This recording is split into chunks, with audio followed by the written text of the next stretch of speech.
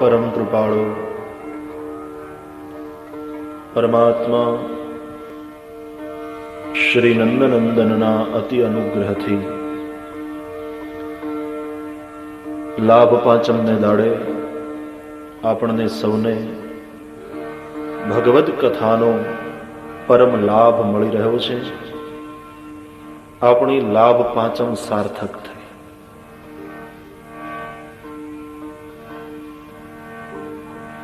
યત્ન, ઈચ્છા અને અનુગ્રહ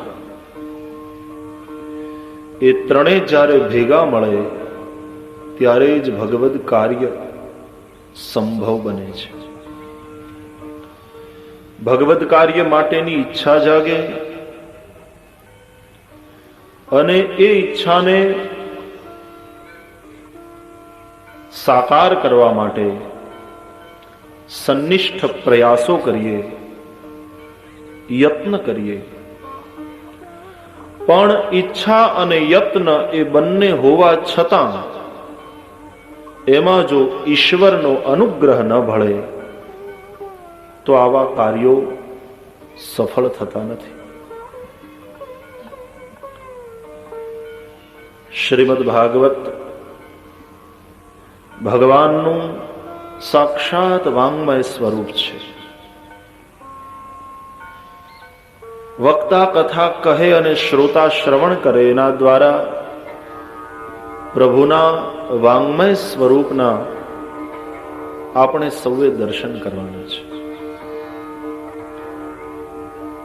વર્ષો થયા નથી કહેનારા થાક્યા, કહેવાતી આવી છે આ કથા. નથી સાંભળનારા કંટાળ્યા, સાંભળતા રહ્યા છે લોકો. પછી ભલે અમે અહીંયા સ્ટેજ ઉપર જેટલા છીએ એના કરતા તમે ડબલ જ બેઠા. બહુ વધારે તો નહીં હોય, મને એમ લાગે અમારા કરતા ડબલ હશે. પણ સામે કેટલા બેઠા છે એનું અમારે માટે કોઈ મહત્વ નથી. સામે કેવા બેઠા છે એનું અમારે માટે મહત્વ છે. ક્વોન્ટિટીને મહત્વ નથી, ક્વોલિટીને મહત્વ છે. कितने हो उसका हमारे लिए कोई महत्व नहीं है, आप कैसे हो उसी पर हमारा ध्यान जाता है. હાજરી ઓછી હોય એનો વાંધો નહીં, હોજરી સારી હોવી જોઈએ. ખાધેલું પચે, પચેલાનું લોહી થાય. જે કથા શ્રવણેન્દ્રિય વડે અંદર આવે છે એ તમને માત્ર રૂચે જ નહીં, માત્ર જચે જ નહીં, पचे, तुम्हारी रगों में खून बनकर बहने लगे. ये कथा तुम्हारी सांस हो जाए, तुम्हारा विश्वास हो जाए, तब कथन और श्रवण दोनों सफल हो जाएगा. रामायण भागवत के भगवत गीता જેવા આપણા દિવ્ય ગ્રંથો એ માત્ર કહેવા અને સાંભળવાના વિષય નથી, એ શ્વસવાના ગ્રંથો છે, જીવવાના ગ્રંથો છે. રામાયણને જીવતા શીખીએ, ભાગવતને જીવતા શીખીએ, ગીતાને શ્વસીએ. बड़े दिव्य और अद्भुत ग्रंथ है. नहीं तो कथा द्वारा सुपरिचित છીએ. તમે પણ બધા બેઠા છો, સત્સંગી છો, ભાગવતની કથાથી સુપરિચિત છો. એમાં શું આવે એ તમને ખબર છે. फिर भी हम बैठे हैं કારણ કે કથાની પ્યાસ, કથાની તૃષા એ લૌકિક તૃષ્ણાઓનો અંત આણે છે. તૃષાતુર બનો પણ ભગવદ કથા પિયુષ માટે. લૌકિક તૃષ્ણાઓનો અંત એનાથી આવશે, અને જ્યારે લૌકિક તૃષ્ણાઓ, લૌકિક વાસનાઓનો અંત આવશે ત્યારે જ જીવને ખરા અર્થમાં વિરામ મળશે. ત્યાં સુધી વિરામ નથી, ત્યાં સુધી આરામ નથી, ત્યાં સુધી તો મારા અને તમારા જીવન વાક્યોની આગળ કાં તો આશ્ચર્ય વિરામો પડેલા છે, ક્યાં તો પ્રશ્નાર્થ વિરામો પડેલા છે, કાં તો અલ્પ વિરામો પડેલા છે. પણ જીવન વાક્યને પૂર્ણ વિરામ ત્યારે જ મળશે કે જ્યારે લૌકિક તૃષ્ણાઓને છોડી અને ભગવદ કથા માટે હું તમે તૃષાતું. અને ખરેખર ઘણાના જીવન આશ્ચર્ય વિરામ જેવા દેખાય સમાજમાં, એને જોઈને આપણને આશ્ચર્ય થાય. ઘણાના જીવન પ્રશ્ન વિરામ જેવા હોય છે, એના જીવનને જોઈને આપણને પ્રશ્ન થાય, આ માણસ છે? માત્ર 2 પગ વાળો હોય, 2 હાથ વાળો હોય તેથી માણસ? ઘણાના જીવનો અલ્પ વિરામ જેવા હોય છે, એની જીવન યાત્રા અડધે અટકી ગઈ. પૂર્ણ વિરામને પામેલા કોઈક વિરલ હોય છે સમાજમાં. અને પૂર્ણ વિરામ પરમાત્માના ચરણારવિંદનો આશ્રય લીધા વિના અસંભવ છે. ગોસ્વામી તુલસીદાસજીએ શ્રી રામચરિત માનસની રચના કર્યા પછી અંતમાં પૂર્ણ વિરામને પ્રાપ્ત કર્યો, પૂર્ણ વિરામનો અનુભવ કર્યો. તો રામાયણનું પૂર્ણ વિરામ મૂકતા તુલસીજીના હૃદયમાં પણ પૂર્ણ વિરામનો અનુભવ થયો. તુલસીજીએ લખ્યું, જાકી કૃપા લવલેશ તે મતિમંદ તુલસીદાસ હું, પાયો પરમ વિશ્રામ રામ સમાન પ્રભુ નાહી કહું. પાયો પરમ વિશ્રામ. જન્મો જન્મથી ભટકીએ છીએ, હજી થકાવટ મહેસૂસ થઈ નથી. થાકે ઈ પોરો ખાય. કહીએ તો છીએ, જાણીએ તો છીએ 84 લાખ ફેરા છે, પછી છેલ્લે માનવ જન્મ મળે, પણ હજી થાક્યા નથી. માં દેવહૂતિ થાક્યા છે, તેથી કપિલને શરણે ગયા. સંસારથી થાક્યા હોય તો એ થાકને મટાડવા માટે, પૂર્ણ વિરામને પામવા માટે ભગવદ કથાનો આશ્રય. ભગવાનની કથા, એ જ કથા, બીજી બધી વ્યથા અને બીજું બધું વ્રથા. આપણા વડીલો એમ કહે કે ઘી વગર ભોજન કરો તો એ વાંજિયું ભોજન ગણાય.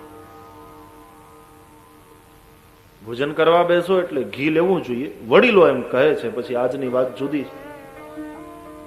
હવે ભાગશાળી એવા થયા કે 3 મોટર ગાડી દોડતી હોય પણ રોટલી ચોપડ્યા વગર નહીં ખાય. સકલ પદાર્થ હૈ જગ માહી, પણ ભાગ્ય બિના નર પાવત નાહી.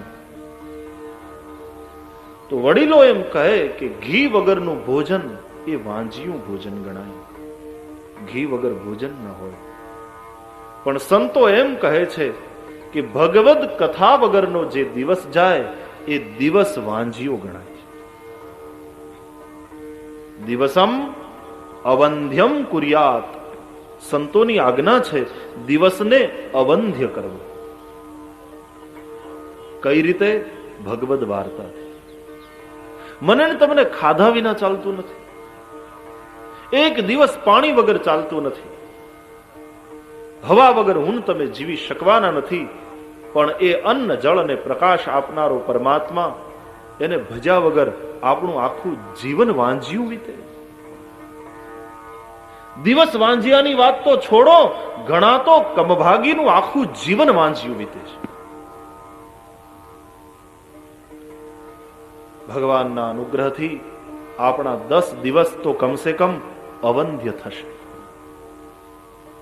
દિવસમ અવંધ્યમ કુર્યાત. દિવસને અવંધ્ય કરો. ભગવદ કથાનું મહાત્મય તો એટલું છે કે ભગવાને સ્વયં કહ્યું. શ્રી ભગવાન વાચ મદવાર્તા યાતયામાનામ ન બંધાય ગૃહામતાઃ મદવાર્તા યાતયામાનામ. મારી ચર્ચામાં જેનો યામ યાત થાય છે, મારી કથામાં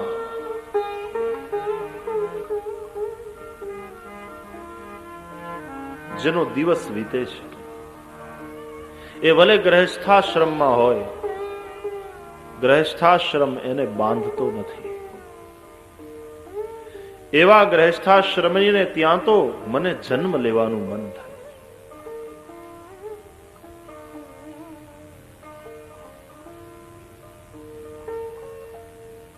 સંન્યાસમાં રહીને સંન્યાસની રીતે જીવતા ન આવડે તો એના કરતા ગ્રહસ્થાશ્રમ ખરેખર ધન્ય છે.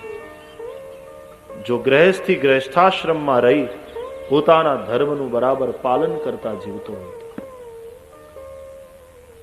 આવા ગ્રહસ્થાશ્રમીને ત્યાં ભગવાનને પ્રગટ થવાનું મન થાય. કોઈ સંન્યાસીને ત્યાં ભગવાન પ્રગટ થયા? ભગવાન ગ્રહસ્થીને ત્યાં પ્રગટ થયા. આપણા મોટા ભાગના ઋષિઓ ગ્રહસ્થી છે.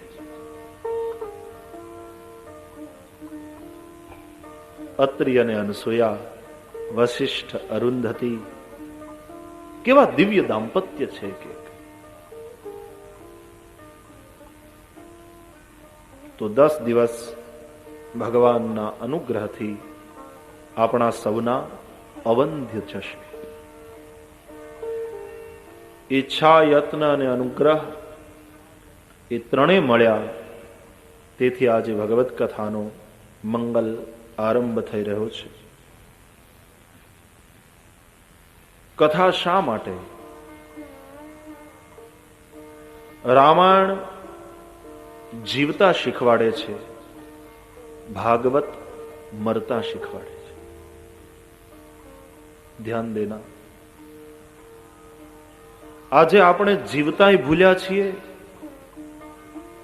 અને મરતાય ભૂલ્યા છીએ. નથી માણસને જીવતા આવડતું, નથી માણસને મરતા આવડતું.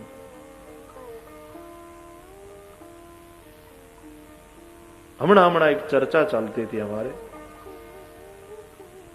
પુનર્જન્મની.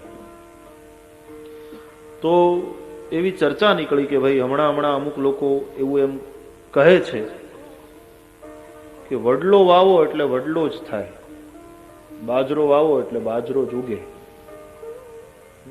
ઘઉં વાવો એટલે ઘઉં જ ઉગે, આંબો વાવો તો કઈ ત્યાં ચીકુ ન લાગે, કેરી જ લાગે. એમ માણસ મરે એટલે માણસ જ થાય. એટલે પછી એ પશુ થાય કે પેલું થાય કે એ બધી વાતો ખોટી છે. માણસ મરે તો માણસ જ થાય. તો મેં કહ્યું સાવ સાચી વાત. માણસ મરે તો માણસ થાય, પણ જો માણસ મરે તો, આજે માણસ ખાલી આકૃતિ માણસની છે પણ એ મરે છે જાજે ભાગે પશુ થઈ. તો અંતે જે ભાવ લઈને મર્યો તે થવાનું. માણસ મરે તો માણસ થાય ને. પણ આજે માણસ નથી મરતો, દેખાય છે માણસ પણ પશુ થઈને મરે છે. એનું આખું જીવન પશુની જેમ વીત્યું હોય છે અને પછી એ મરે તો પશુ જ થાય. માણસ મરે તો માણસ થાય, પણ પશુ થઈને મરે માણસ તો પછી એ માણસ ક્યાંથી? અંતે યામતિ સા ગતિ. અંતકાળે જેવી મતિ હોય એવી ગતિ થાય. તો મારો કહેવાનો અર્થ કે આપણે માણસ તરીકે ભગવાને મોકલ્યા, જન્મ્યા ખરા, પણ માણસ થઈને મરીએ છીએ ખરા.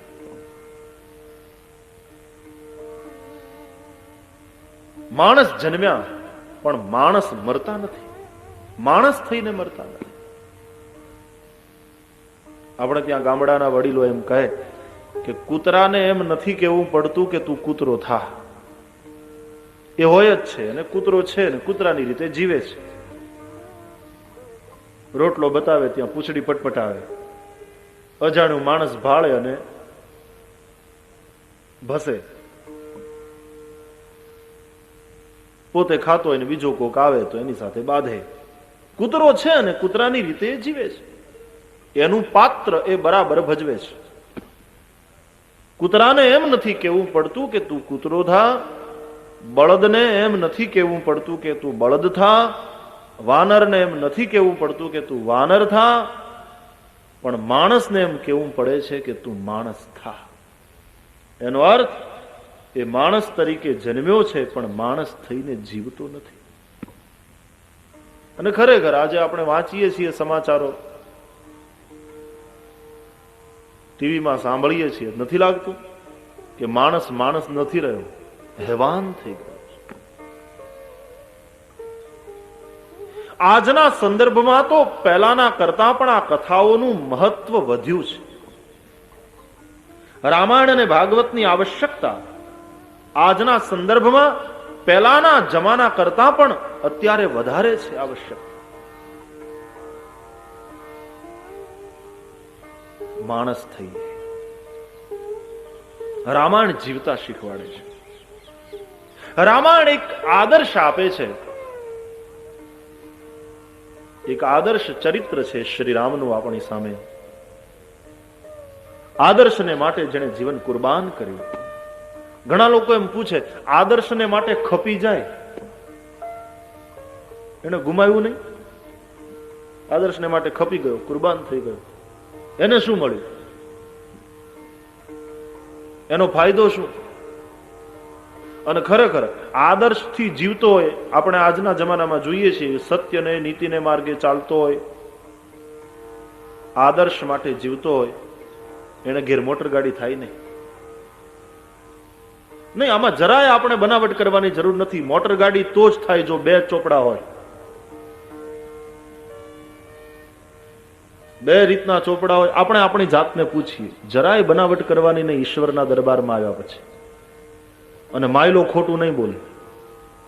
મોટર ગાડી એ વગર થતી જ નથી. બહુ સીધી સાદી વાત છે. પેલો આદર્શને માટે જીવ્યો હોય, એને ખાવાના સાંસા હોય બિચારાને, એ મરે ત્યારે તે ઉઘરાણીના 15-20 હજાર નીકળતા હોય લોકોના. તો આદર્શને માટે આમ કુરબાની આપી દે તો બરબાદી છે. એ માણસ શું? ઘણા લોકો આવું કહે, પણ આદર્શને માટે કુરબાન થઈ ગયેલા માણસનું જીવન અન્યને માટે આદર્શ બની જાય છે. એની કથા વંચાય. એની કથા વંચાય. આદર્શને માટે રાજ્ય આદિનો ત્યાગ કર્યો, સત્તા સંપત્તિને છોડી અને જે શ્રી રામ વનમાં ગયા તો રામની કથા વંચાય ગામે ગામ.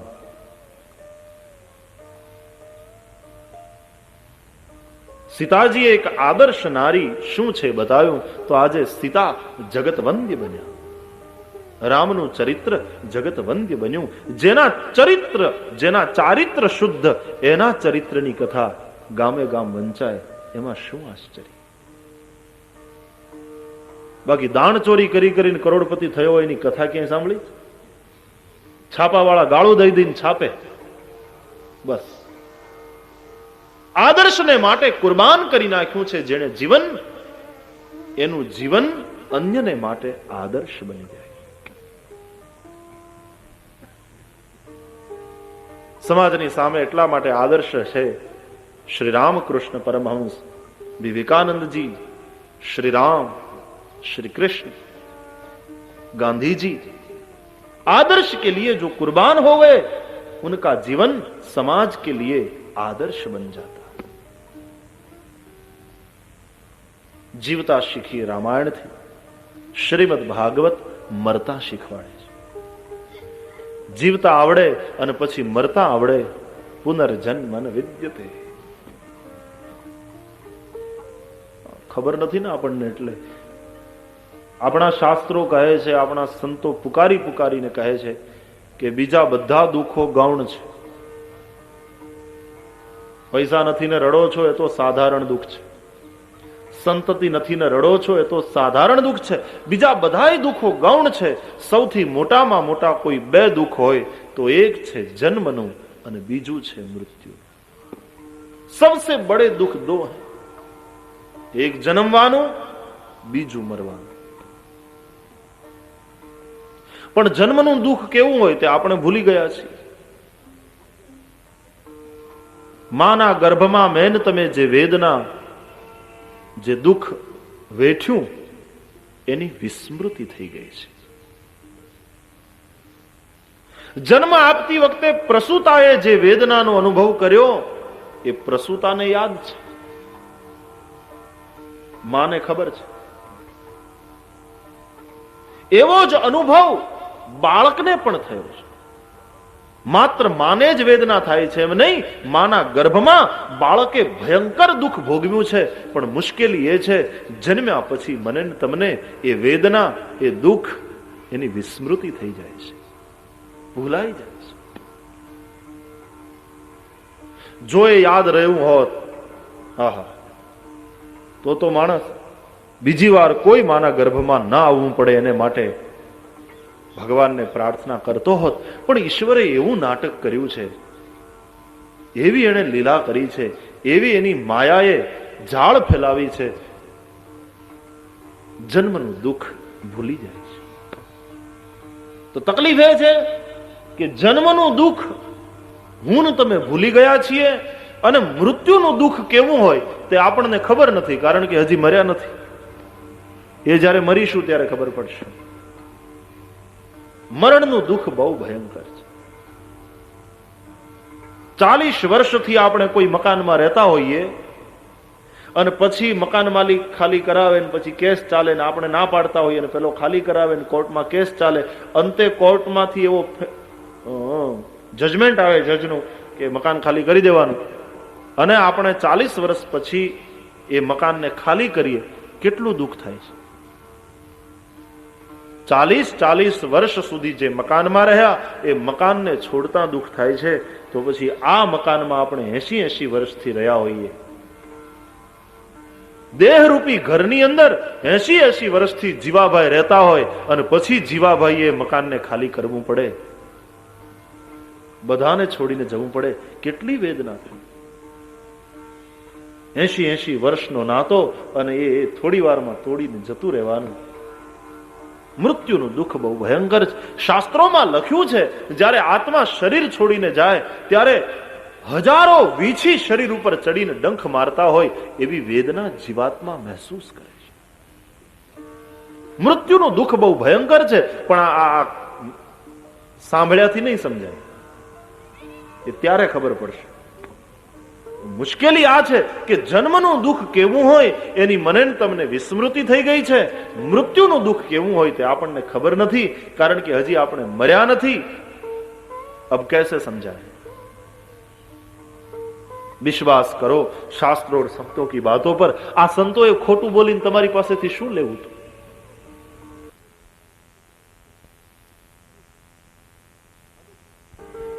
अनुभूति की बानी बोल रही है, વિસ્મૃતિ થઈ. અને જન્મ અને મૃત્યુ એ તો છે. ઘણા લોકો પૂછ્યા કરે કે પુનર્જન્મનું પ્રમાણ શું? हम विदेश में जाते हैं तो अन्य धर्मी जब हमारे साथ चर्चा करने आते हैं, ईसाई वगैरह, तो कभी कभी चर्चा होती है कि आप हिंदू लोग पुनर्जन्म में मानते हो, पुनर्जन्म का प्रमाण क्या है? प्रमाण आपो. तो એને એમ કહીએ કે ભાઈ શાસ્ત્રો અને અમારા સંતો જે રીતે કહે છે એ રીતે પ્રમાણ સ્પષ્ટ મળે છે. જન્મનું પ્રમાણ બાળક જેવું જન્મે એ સાવ અબૂધ છે. હજી એને આંખ ખોલીને સરખું જોતા આવડતું નથી,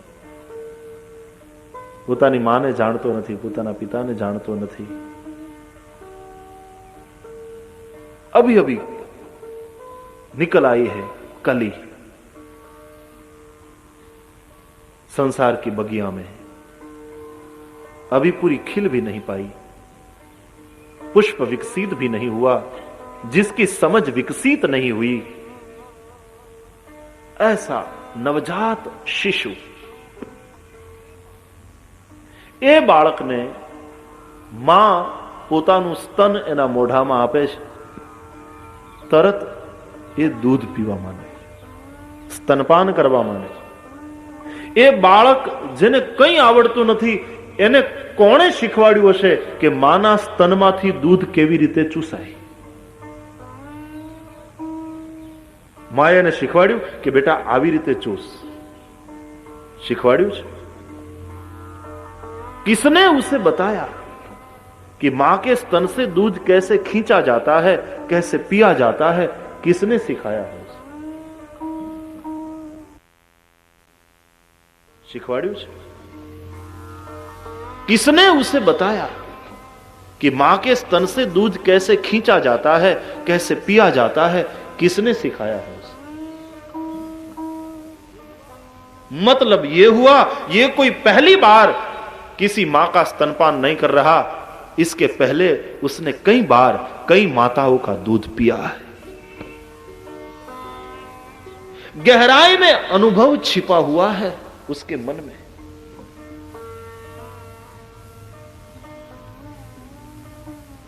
तुरंत दूध पीवा માંડે।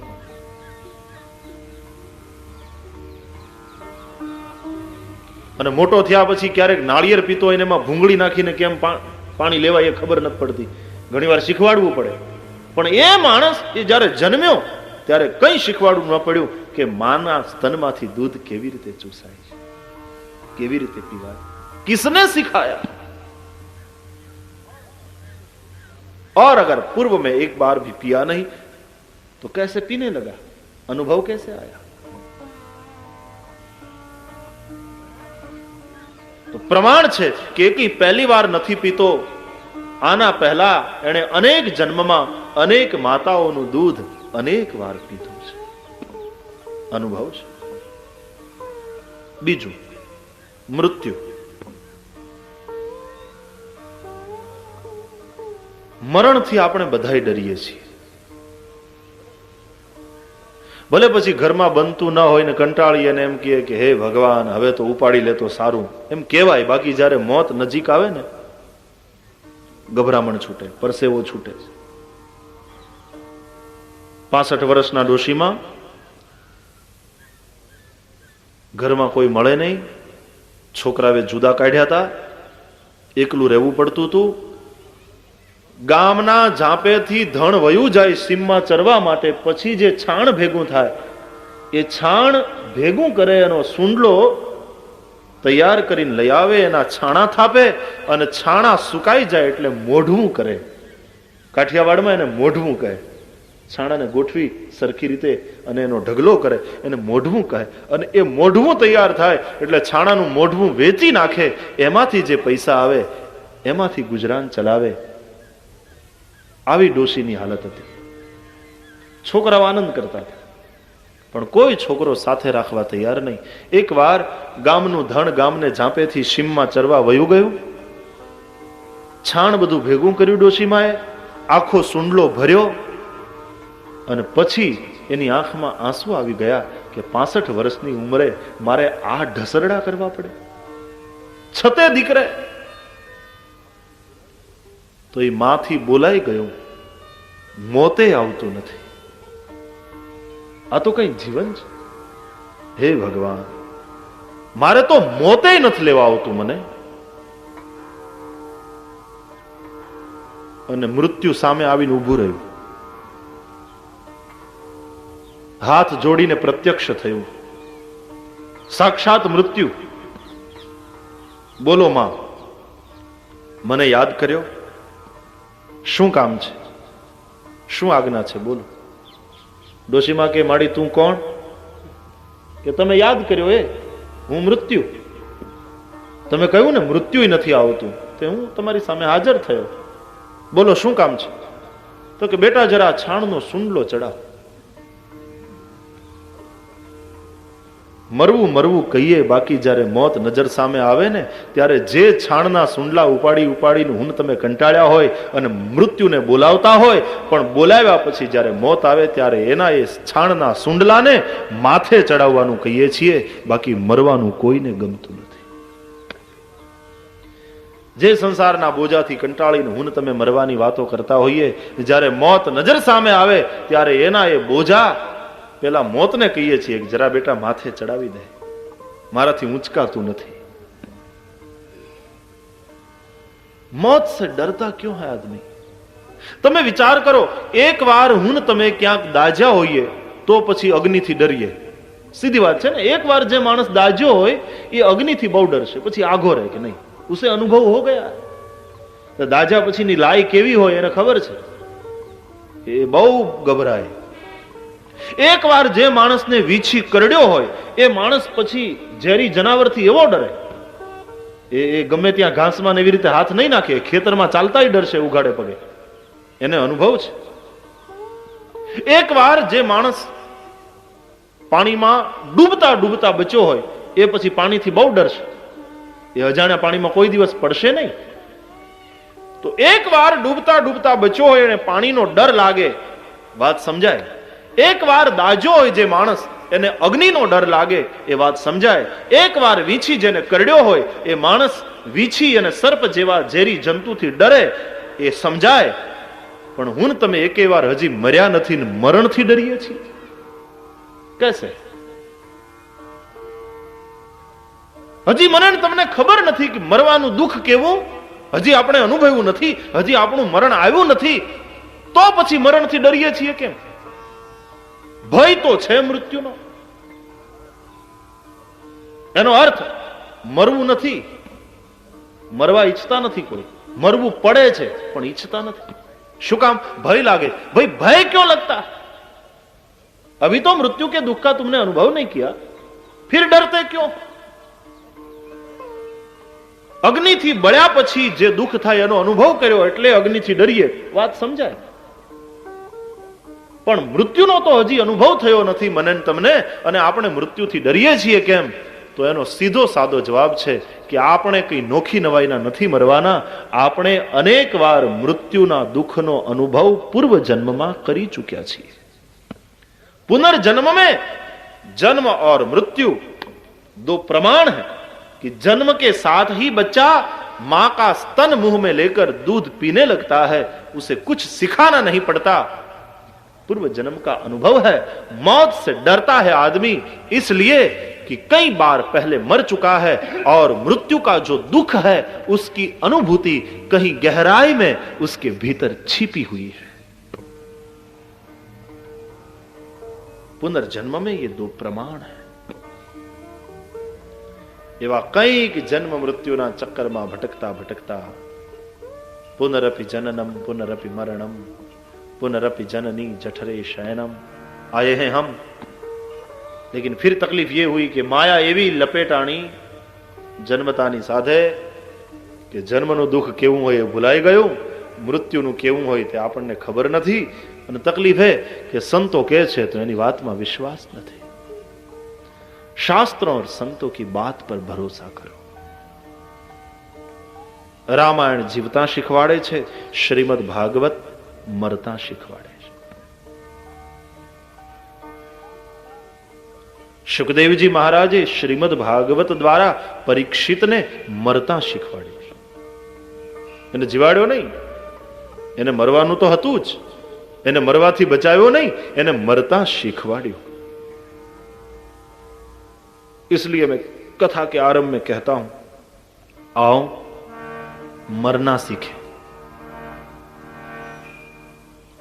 તમે હસ્તકળા શીખવા જાઓ, તમે સંગીત શીખવા જાઓ, હા, તમે સીવણ ક્લાસમાં સીવવાનું શીખવા જાઓ, તમે કુકિંગ ક્લાસમાં નવી નવી બધી કઈ રીતે વાનગીઓ બનાવાય એ શીખવા જાઓ. આવો અહીંયા અમે તમને મરતા શીખવાડીએ. ગભરાશો તો નહીં ને? આ 6 માંથી અડધા તો નહીં થઈ જાવ ને કે લે આ તો મરવા શીખવાડે, આપણે આ ક્લાસમાં જોઈન્ટ થવું નથી. મરના શીખો. મરતા આવડ્યું પરીક્ષિતને, આવો મરના શીખે. માણસ છીએ, કમસે કમ માણસ થઈને તો મરીએ. માણસ થઈએ અને માણસ તરીકે જ મરીએ એટલું તો કરીએ. દેવ ન થઈ શકો તો કઈ વાંધો નહીં, માણસ તો થાવ. અને દેવ થઈને કરવું છે શું, એ તો થશું જ. 70 વર્ષે 80 વર્ષે છોકરાઓ પછી કહેશે બાપા દેવ થઈ ગયા. માણસ થઈએ, માણસ થઈને મરીએ. દેવ કરતા પણ માનવ થવું શ્રેષ્ઠ છે. સાચા માનવ થઈએ, માનવ થઈ મરતા શીખીએ. મરતા શીખવાનો કોર્સ છે 10 દિવસનો. હમ સબ વિદ્યાર્થી. મોતનું માતમ શીખવા આવવાનું છે ભાઈ. ये कोई खाला का घर नहीं है. सिर काटे भूई धरे तापर मेले पांव.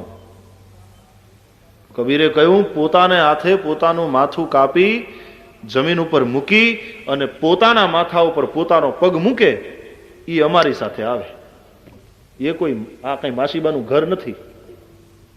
એ રાસ્તા કોઈ સરળ નહીં. હરિનો માર્ગ છે શૂરાનો, એમાં નહીં કાયરનું કામ જોને.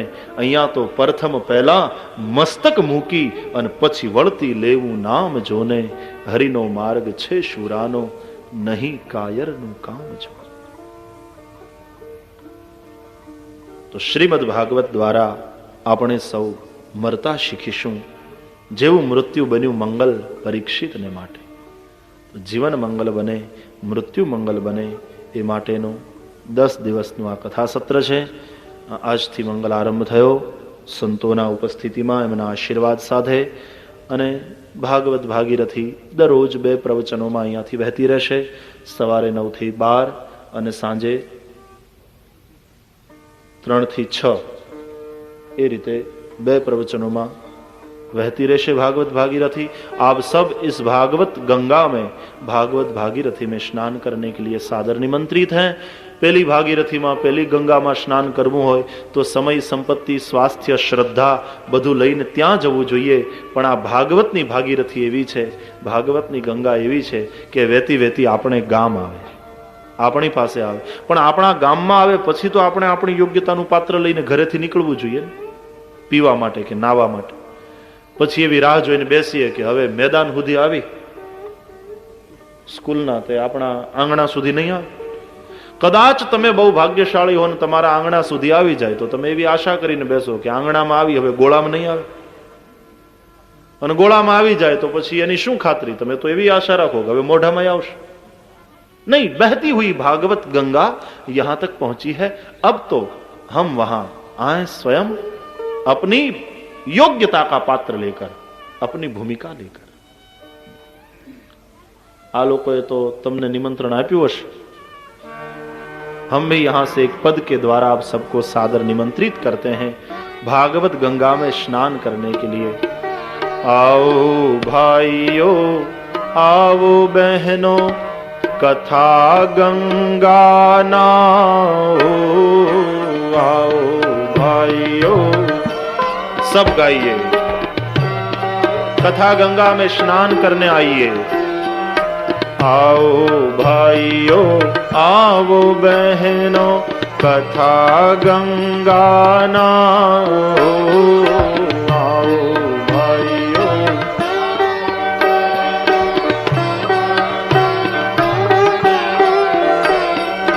वैष्णव थवा माटे लेवा जे बोलावो.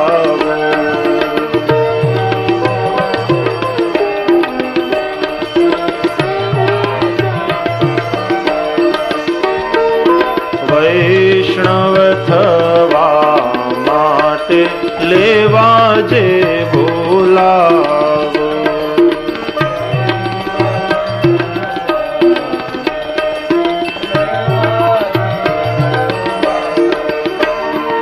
પેલી ગંગામાં સ્નાન કરો એટલે તમારું તન શુદ્ધ થાય. કથા ગંગામાં નાઈને બહાર આવો એટલે તમારું મન, હૃદય શુદ્ધ થાય.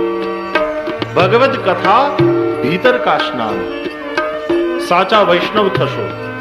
અને વૈષ્ણવ એટલે નરસિંહ મહેતાની વ્યાખ્યાનો વૈષ્ણવ. વૈષ્ણવ જન તો તેને કહીએ જે પીડ પરાઈ જાણે. નરસિંહ મહેતાના પદ પ્રમાણેનો એની વ્યાખ્યાનો વૈષ્ણવ. રામની રીત અંતરમાં ઉતારો. રામની રામ કથા સાંભળી રામની રીતને ઉતારીએ અંતરમાં. કૃષ્ણની રીત અંતરમાં ઉતારો. રામ પારાયણ સાંભળ્યા પછી રામ પરાયણ થઈએ, ભાગવત સાંભળ્યા પછી પરમ ભાગવત થઈએ. દુર્ગુણ છોડો ત્યાગો ખોટા વિચારો. દુર્ગુણને છોડીશું, ખોટા વિચારોને જાકારો આપીશું. દુર્ગુણ છોડો ત્યાગો ખોટા વિચારો. જીવન ઉકરડા જેવું છે ને સાફ કરી જીવન બગિયા મહેકેગી ભગવત કથા કે દ્વારા. સીતાના સ્વામીનું સ્મરણ કરતા.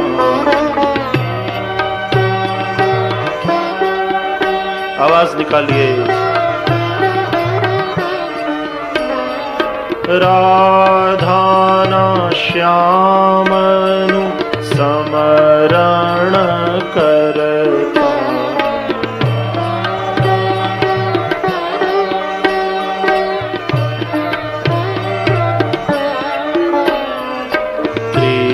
त्रिविधना सहु ताप जटलता.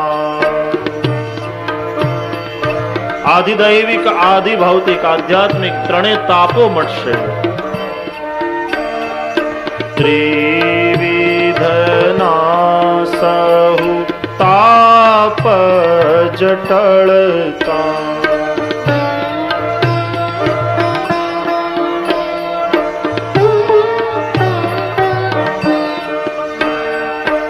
આવો ભાઈઓ આવો બહેનો કથા ગંગાના.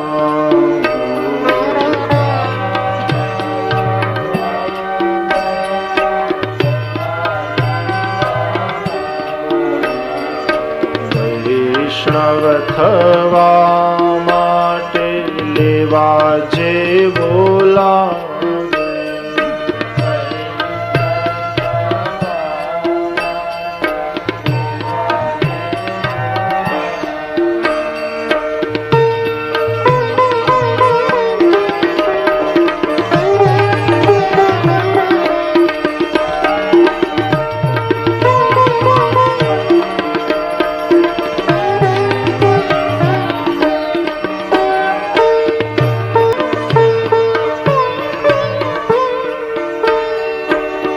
જગને સુધારવાનું અશક્ય ધારો.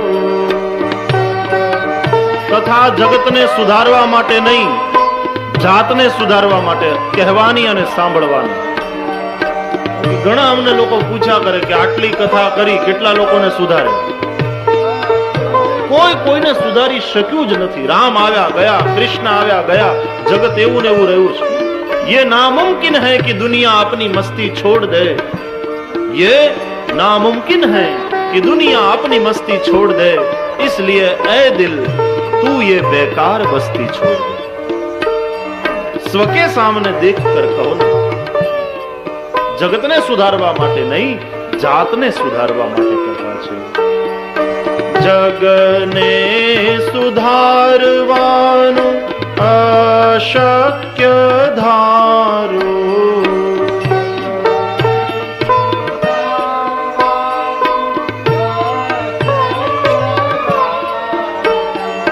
વિશાળ આ વિશ્વમાં જળ સંગે ગારો.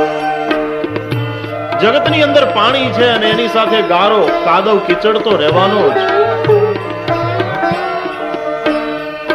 વિશાળ આ વિશ્વમાં જળ સંગે ગારો. જ્યાં કીચડ હોય ત્યાં આપણે સંભાળીને ચાલવાનું, એક બાજુથી તરીને આપણા કપડા ન બગડે એવી રીતે પસાર થઈ જવાનું.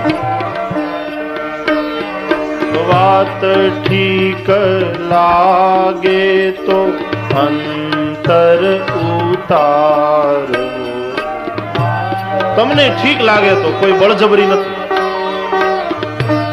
સુધારવાની તો વાત જ છે ને. આ વાત જો ઠીક લાગે તો અંતર ઉતારો,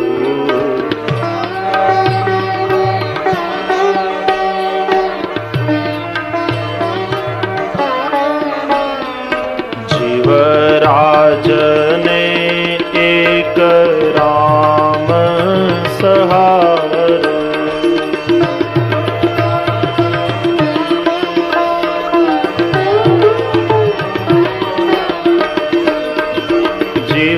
જીવરાજને એક રામ સહારો.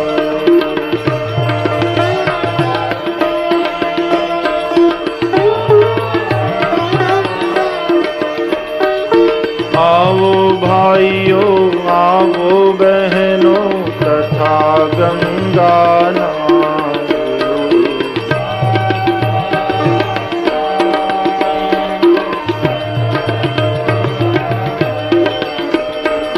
વૈષ્ણવ થવા માટે લેવા જેવો લાવો,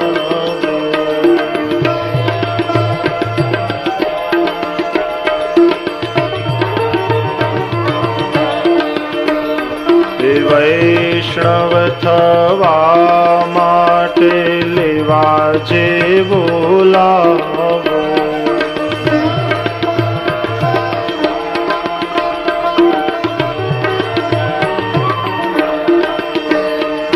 વૈષ્ણવ થવા માટે લેવા જેવો લાવો.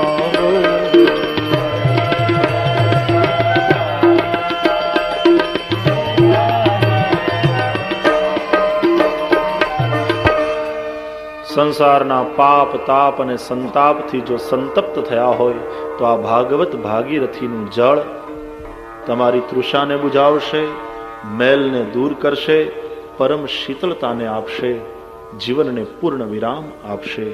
એ ક્ષમતા આમાં છે. વહેતી ગંગા છે.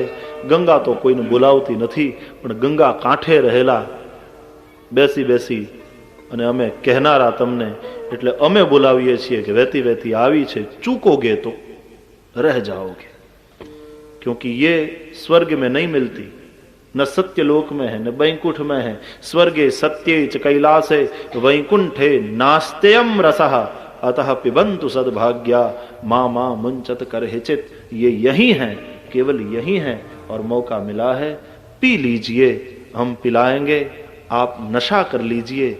नशा करने जैसा तो इसका है. ये नशा किया चैतन्य ने, नशा किया नरसिंह ने, नशा हुआ इसका मीरा को, सब धन्य हुए.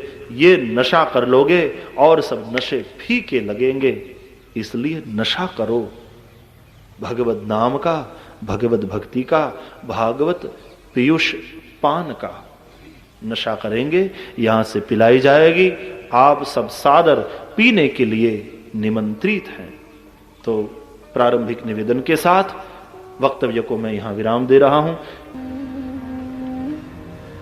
વેદ અને ઉપનિષદના સારરૂપ શ્રીમદ ભાગવત કથા છે.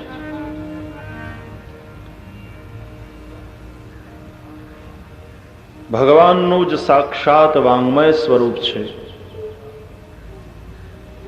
શ્રીમદ ભાગવતની આપણા સંતોએ, આપણા વિદ્વાનોએ બે પ્રકારે વ્યાખ્યા આપી છે. ભગવતા પ્રોક્તમ ભાગવતમ, ભગવાને પોતાને મુખે કહ્યું એટલા માટે એનું નામ ભાગવત. ભાગવત અને ભગવદ ગીતા બંને ભગવાને સ્વમુખે કહેલા છે. ભાગવતના આદિ વક્તા આદિ નારાયણ ભગવાન સ્વયં છે. ભગવાન નારાયણે કૃપા કરી બ્રહ્માને આપ્યું, બ્રહ્માજીએ નારદને સંભળાવ્યું, નારદજીએ ભગવાન વેદવ્યાસને આપ્યું, વ્યાસજીએ વિસ્તાર કરી ભાગવત સંહિતાની રચના કરી, પોતાના પુત્ર શુકદેવને ભણાવ્યો. શુકદેવજીએ ગંગાના કિનારે પરીક્ષિત રાજાને આ કથા સંભળાવી. પણ શ્રીમદ ભાગવતના આદિ વક્તા આદિ નારાયણ ભગવાન સ્વયં છે. ગીતાજી પણ ભગવાને સ્વયં સ્વમુખે કહી, ચિદાનંદેન કૃષ્ણેન પ્રોક્તા સ્વમુખતોર્જુનમ. તેથી ભાગવત સાથે અને ભગવદ ગીતા સાથે શ્રીમદ શબ્દ લાગે છે. શ્રીમદ શબ્દ બીજા કોઈ સાથે લાગતો નથી. શ્રીમદ રામાયણ ન કહેવાય. 18 પુરાણોમાં પણ શ્રીમદ શબ્દ કેવળ ભાગવત સાથે લાગે. અને બીજું ભગવદ ગીતા સાથે શ્રીમદ શબ્દ લાગે. શ્રીમદ ભગવદ ગીતા અને શ્રીમદ ભાગવત મહાપુરાણ.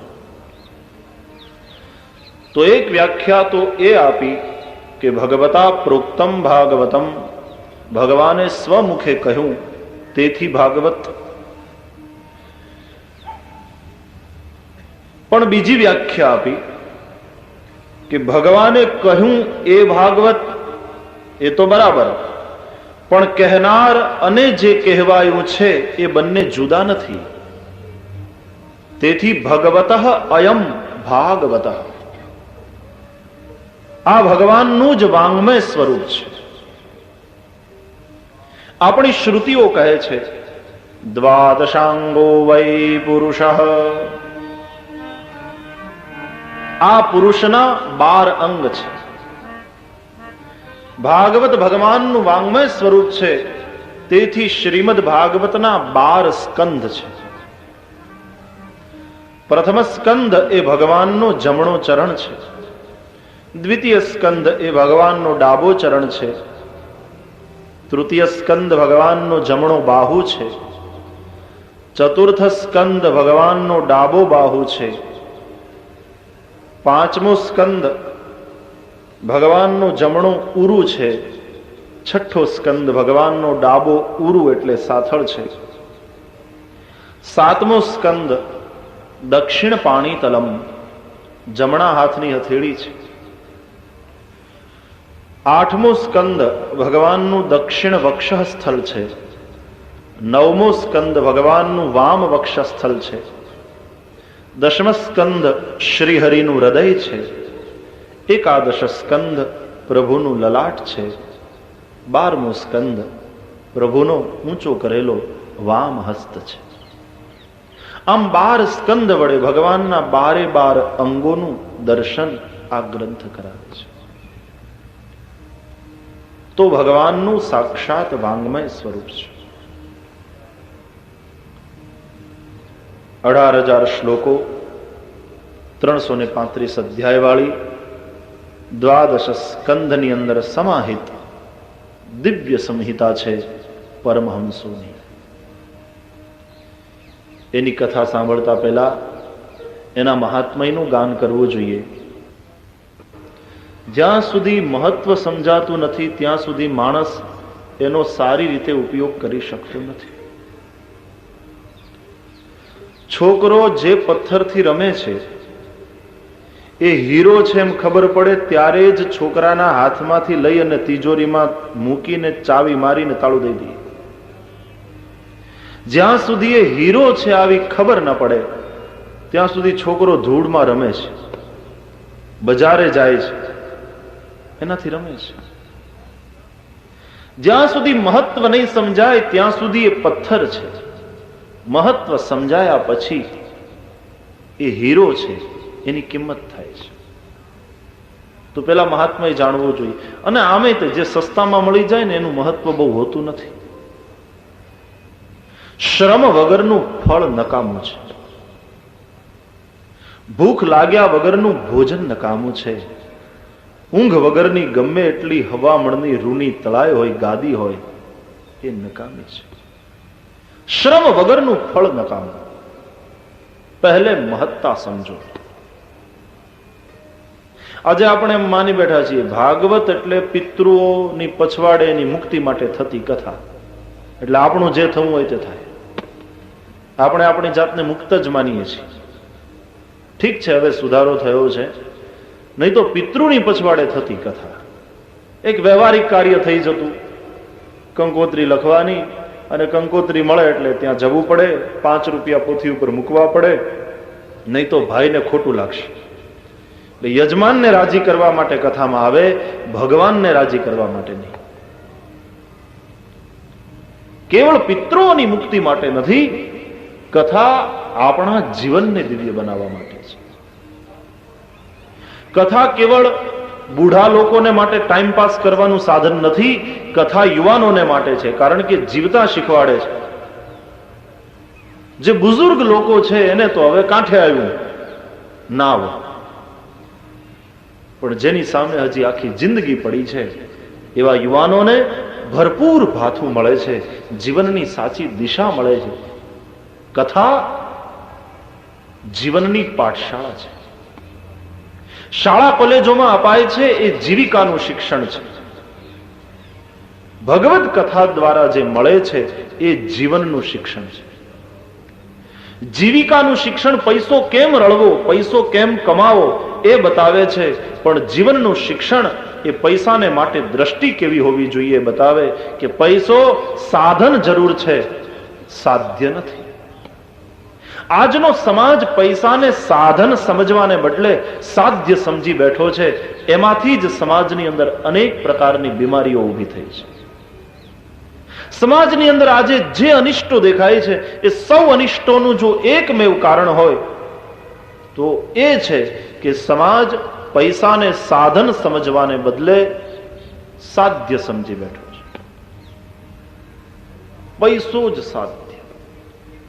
પૈસા માટે ભાઈ ભાઈ કોર્ટે ચડે, બાપ અને દીકરો બાંધે. પૈસો સાધ્ય થઈ બેઠો. દુકાન એ એનું મંદિર, હિસાબના ચોપડા એ એની પોથી, પૈસા ગણવા એ એના જપ, બૈરી એની ગુરુ, છોકરા છે અહીંયા શાલિગ્રામ. પૈસો મારો પરમેશ્વર, બૈરી મારી ગુરુ, છોકરા છે અહીંયા શાલિગ્રામ, પછી સેવા કોની करो. ऐसा जीवन मंत्र हो गया है जिसका જીવિકાનું શિક્ષણ છે પણ જીવનનું શિક્ષણ નથી.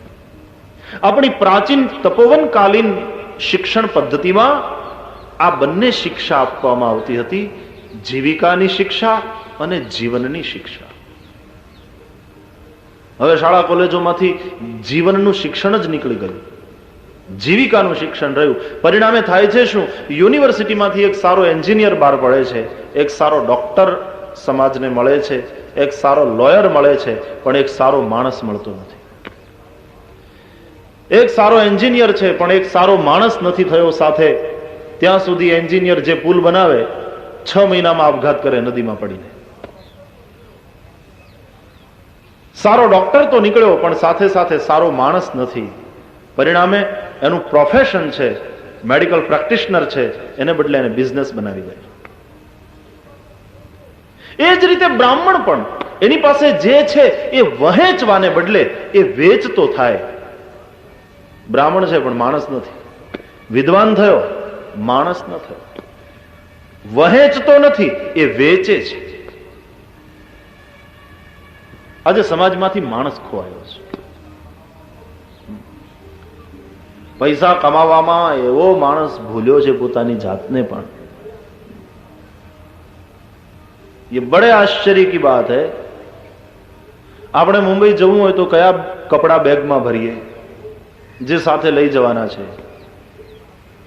પણ માણસની મુશ્કેલી એ છે કે જે સાથે નથી લઈ જવાનું, કે જે સાથે નથી લઈ જઈ શકાવાનું, એ ભેગું કરવામાં એ આખી જિંદગી ગુમાવે છે. અને જે સાથે આવવાનું છે એ મેળવવાની એને જરાય ચિંતા નથી.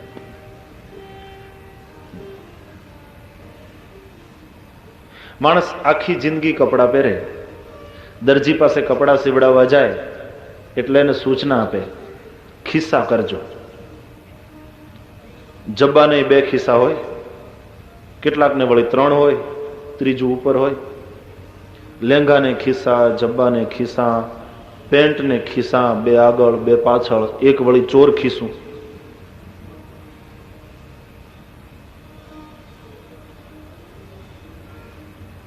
લેંગાને ખિસ્સા, જબ્બાને ખિસ્સા, ખમીસને ખિસ્સા, પેન્ટને ખિસ્સા, કોટને તો વળી અંદર ને બહાર ઘણા બધા ખિસ્સા. કોટવાળા ઝંઝાળવાળા બહુ હોય. એક જ ખિસ્સું હોય ને એને જાજુ ગોતવું ન પડે, પણ કોટવાળા એટલા બધા હેરાન થાય એ ક્યાં ખિસ્સામાં છે ખબર ન હોય. એ 7-8 ખિસ્સામાં હાથ નાખે ત્યારે માંડ એનો મેળ પડે. કોટને ખિસ્સા, જબ્બાને ખિસ્સા, લેંઘાને ખિસ્સા, પેન્ટને ખિસ્સા, ખમીસને ખિસ્સા, બુસ્કોટને ખિસ્સા. પણ માણસ મરે ત્યારે એના કફનને કોઈ ખિસ્સું ખરું?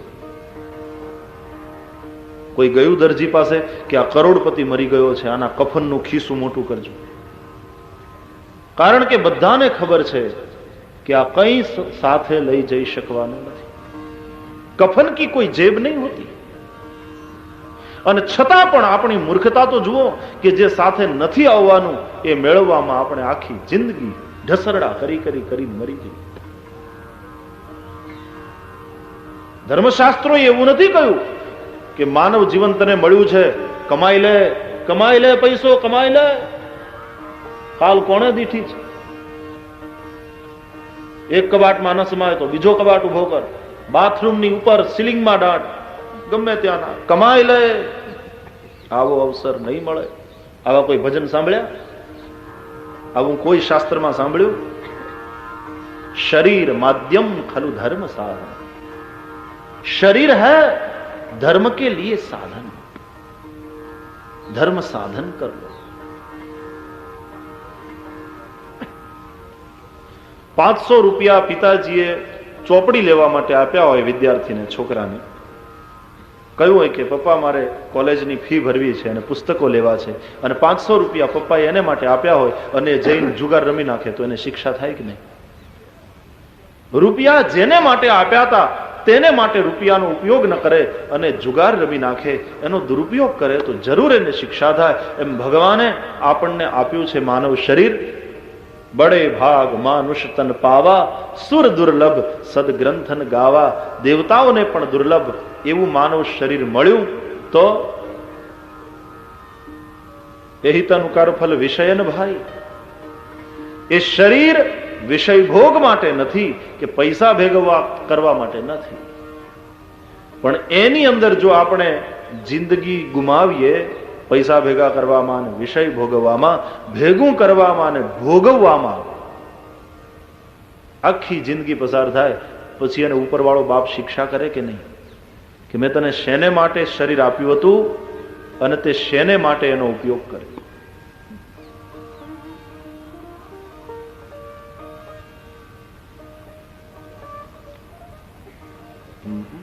स्वामी राम तीर्थ बड़े अद्भुत संत हुए, हमारे प्रोफेसर रहे, मस्ती वाले संत. મેં સાંભળ્યું છે કે એના ખિસ્સામાં એક ડાયરી અને એક પેન્સિલ રાખી મૂકતા. પછી એ સમાજને વાંચતા. બહુ શાસ્ત્રો વાંચવાને બદલે, બહુ પુરાણો વાંચવાને બદલે એ સમાજને વાંચતા, પોતાની જાતને વાંચતા. स्वाध्याय करे, खुद को पढ़े, समाज को पढ़े. समाज ही शास्त्र था उनके लिए. और फिर अपने आप में झांक कर खुद को पढ़ते थे. एक बार जता था અને એમાં એક શેઠના બંગલામાં આગ લાગેલી. લોકો બધા ભેગા થઈ ગયેલા. ઘણા લોકો પાણીથી આગને બુઝાવવાની કોશિશ કરતા હતા.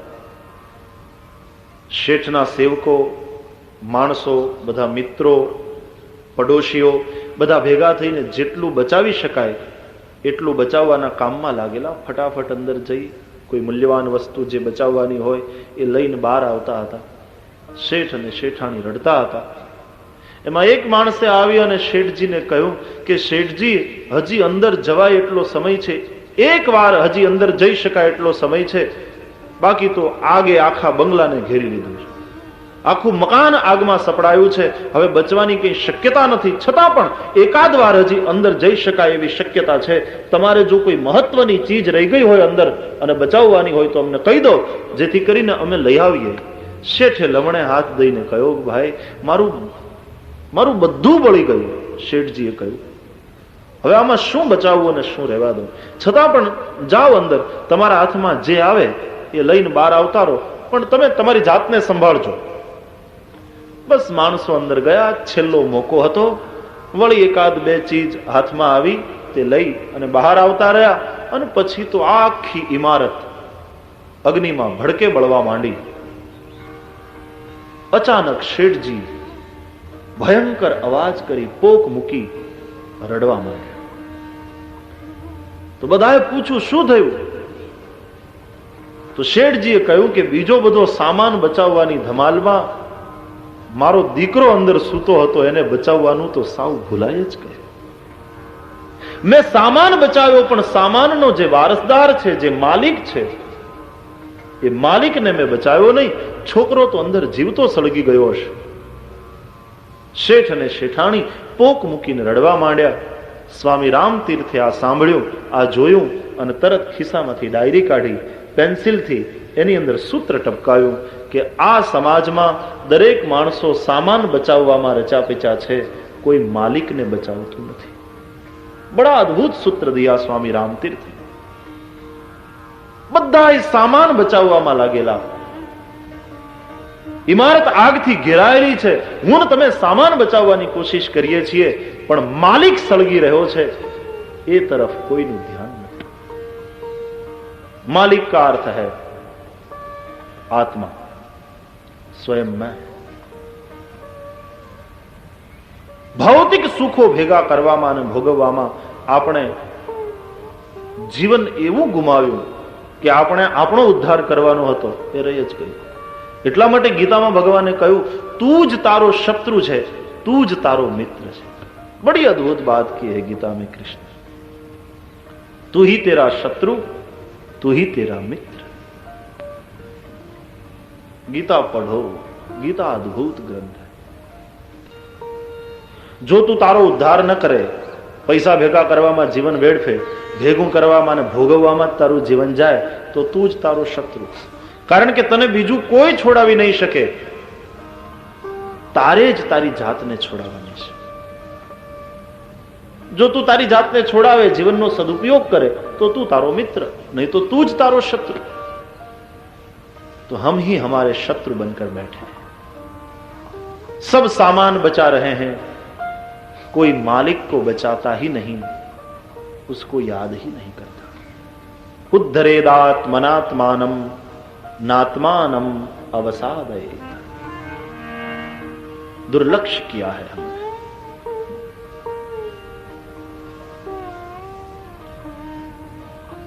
तो महत्व समझावવું જોઈએ. મહત્વ ન સમજાય ત્યાં સુધી એની કોઈ કિંમત નથી.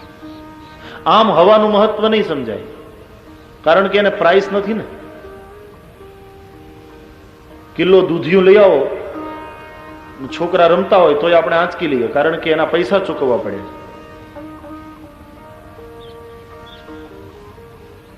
પણ હવાનું આમ મહત્વ નહીં સમજાય, કારણ કે એની પ્રાઇસ આપણે ચૂકવવી નથી પડતી. એનું મહત્વ ક્યારે સમજાય? પાણીમાં ડૂબતા હોઈએ, ઉપર ગોંઠું બહાર નીકળે જ નહીં, કોઈ દબાવી રાખે માથાથી આપણને અંદર પાણીમાં, ત્યારે એની વેલ્યુ શું છે એ ખબર પડે. પ્રાઇસ ને હવાને વેલ્યુ છે, પણ પ્રાઇસ નથી. There is difference between price and value. પણ પ્રાઇસ ચૂકવવી નથી પડતી. We don't have to pay, એટલા માટે આપણને એવું મહત્વ સમજાતું નથી. એની જે વેલ્યુ છે એ પ્રત્યે આપણે દુર્લક્ષ્ય કર્યું છે. પણ હવા વગર એક ક્ષણ પણ જીવી શકાય છે. મહત્વ નહીં સમજો ત્યાં સુધી એની કિંમત નહીં સમજાય. પછી એ વ્યક્તિ હોય, એ વસ્તુ હોય કે વખત હોય. વખતની કિંમત માણસને ક્યારે સમજાય? ગયેલો સમય પાછો આવતો જ નથી. ગમે તેટલા કરોડોપતિ હોય ને અબજોપતિ હોય, કરોડો રૂપિયા ખર્ચે એમ કે મારું 50મું વર્ષ મને પાછું આપી દો, શક્ય જ નથી.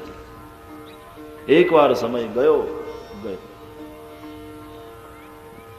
એટલા માટે તો આ બહેનો ગાય છે ભજનમાં, આજનો લાવો લીજીએ રે, કાલ કોણે દીઠી છે. પણ બહેનોના ભજનો ઉપર સમાજ દુર્લક્ષ બહુ કરે કે એ તો ગાતી રહે બધી, આ તો ગાંડીઓ છે, તાળી પીટતી રહે ને ગાતી રહે. પણ એના સાવ ઝીલણિયા તાળીને તાલે ગવાતા ભજનોમાં એટલું બધું અદ્ભુત જીવન દર્શન પડેલું છે.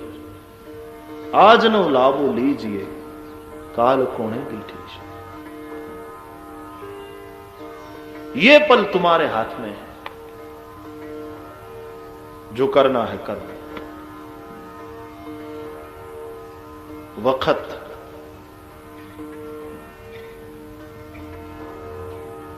વખતનો વિચાર કરી લેવો જોઈએ. ક્યારેક વિચાર સારા હોય છે પણ વખત હોતો નથી. ઘણી વાર વિચાર માણસને એવા આવે કે આ મારી પાસે જો રૂપિયા હોય તો હું હોસ્પિટલો બંધાવું, મોટા મંદિરો કરું, અન્ન ક્ષેત્ર ખોલાવું. વિચાર સારા હોય છે ત્યારે વખત હોતો નથી, અને વખત સારો આવે ત્યારે વિચાર ચાલ્યા જાય છે. વખત સારો આવે ત્યારે પછી વિચાર ચાલ્યા જાય, પછી વિચાર એના ક્લબમાં રમતા હોય. જયારે વખત સારો આવે ત્યારે કરોડપતિ થઈ જાય, 2-3 મોટર ગાડી ઘૂમતી થાય, ત્યારે ભાઈના વિચારોમાં પરિવર્તન થઈ જાય. વિચાર સારા હોય છે ત્યારે વખત હોતો નથી સારો, અને જ્યારે સારો આવે ત્યારે વિચાર ચાલ્યા જાય, પછી વિચાર કંઈક બીજે ઠેકાણે. વખત જ્યારે હોય ત્યારે માણસ એ વખતનો અને વિચારનો બેનો જો સમન્વય સાધી લે અને સદુપયોગ કરી લે તો માણસનું જીવન ખરેખર ધન્ય થઈ જાય. અમારે સૌરાષ્ટ્રના એક જૂના રજવાડાના સમયની વાત. એક રાજા બહુ ઉદાર હતા, બહુ ઉદાર. જેની પાસે આવે અને ગરીબ હોય ને એ જુએ કે આ પાત્ર છે, જે માગે તે આપી દે. તો રાજાની ઉદારતાને કારણે એટલા બધા લોકો એની પાસે આવે માગવા માટે. રાજા બધાને આપતા રહે તો ધીમે ધીમે રાજ્યની તિજોરીનું તળિયું દેખાવા માંડ્યું. છૂટે હાથે રાજાએ દાન કર્યું. તો દિવાનજી, જે રાજ્યના દિવાન હતા, એણે એકવાર રાજાને જરા ટકોરો કર્યો કે મહારાજ, આપ જરા દેવામાં હાથ ટૂંકો રાખો તો સારું. આપની ઉદારતા છે, બરાબર છે, પણ આપ આવી રીતે આપો છો, રાજ્યની તિજોરીનું તળિયું દેખાવા માંડ્યું છે મહારાજ, અને પછી રાજ્ય ચલાવવું કઠિન થઈ પડશે, માટે આપ જરા ધ્યાન રાખો એવી મારી અરજ છે. અને મહારાજ, ગોળ હોય ને ત્યાં તો માખીયું આવે છે. દિવાનજીએ ટકોરો કર્યો, ગોળ હોય ત્યાં તો માખી આવે છે. આપ આવા ઉદાર ચરિત્ર છો, ઉદાર છો એટલે માગવા વાળા તો આવશે જ, પણ જો આવી રીતે આપતા જ રહેશો તિજોરી ખલાસ થઈ જશે, રાજ્ય કેમ ચાલશે? રાજાએ માત્ર સાંભળી લીધું. રાતનો સમય થયો. રાજાએ દિવાનજીને પોતાના મહેલમાં બોલાવ્યા. બનેલી ઘટના છે. મહેલમાં બોલાવ્યા. દિવાનજી આવ્યા, રાજાને નમસ્કાર કરીને ઉભા રહ્યા. રાજાએ કહ્યું, આવો દિવાનજી, આજે આપે મને કંઈ ટકોરો કર્યો હતો. શું? કે હા મહારાજ, મારાથી અવિનય થયો હોય તો ક્ષમા કરજો, પણ મેં સાચી વાત કહી, કારણ કે તિજોરીનું તળિયું દેખાવા માંડ્યું છે, અને હવે આપ જરાક આપવામાં હાથ ટૂંકો રાખો તો સારું, નહીં તો રાજ્ય ચલાવવું ભારે થશે. તો રાજાએ કહ્યું કે તો બરાબર, પણ પછી આપે કંઈક દ્રષ્ટાંત આપ્યું હતું કે હા મહારાજ, મેં એમ કહેલું કે માખીયું ગોળ હોય ત્યાં માખી તો આવે જ. હા દિવાનજી, બહુ સરસ વાત કરી હતી તમે, ગોળ હોય ત્યાં માખીઓ આવે જ. પેલા ટેબલ ઉપર કપડું છે, જરા ઉઠાવો. ટેબલ ઉપર કંઈક મૂકેલું, એના ઉપર કપડું ઢાંકેલું.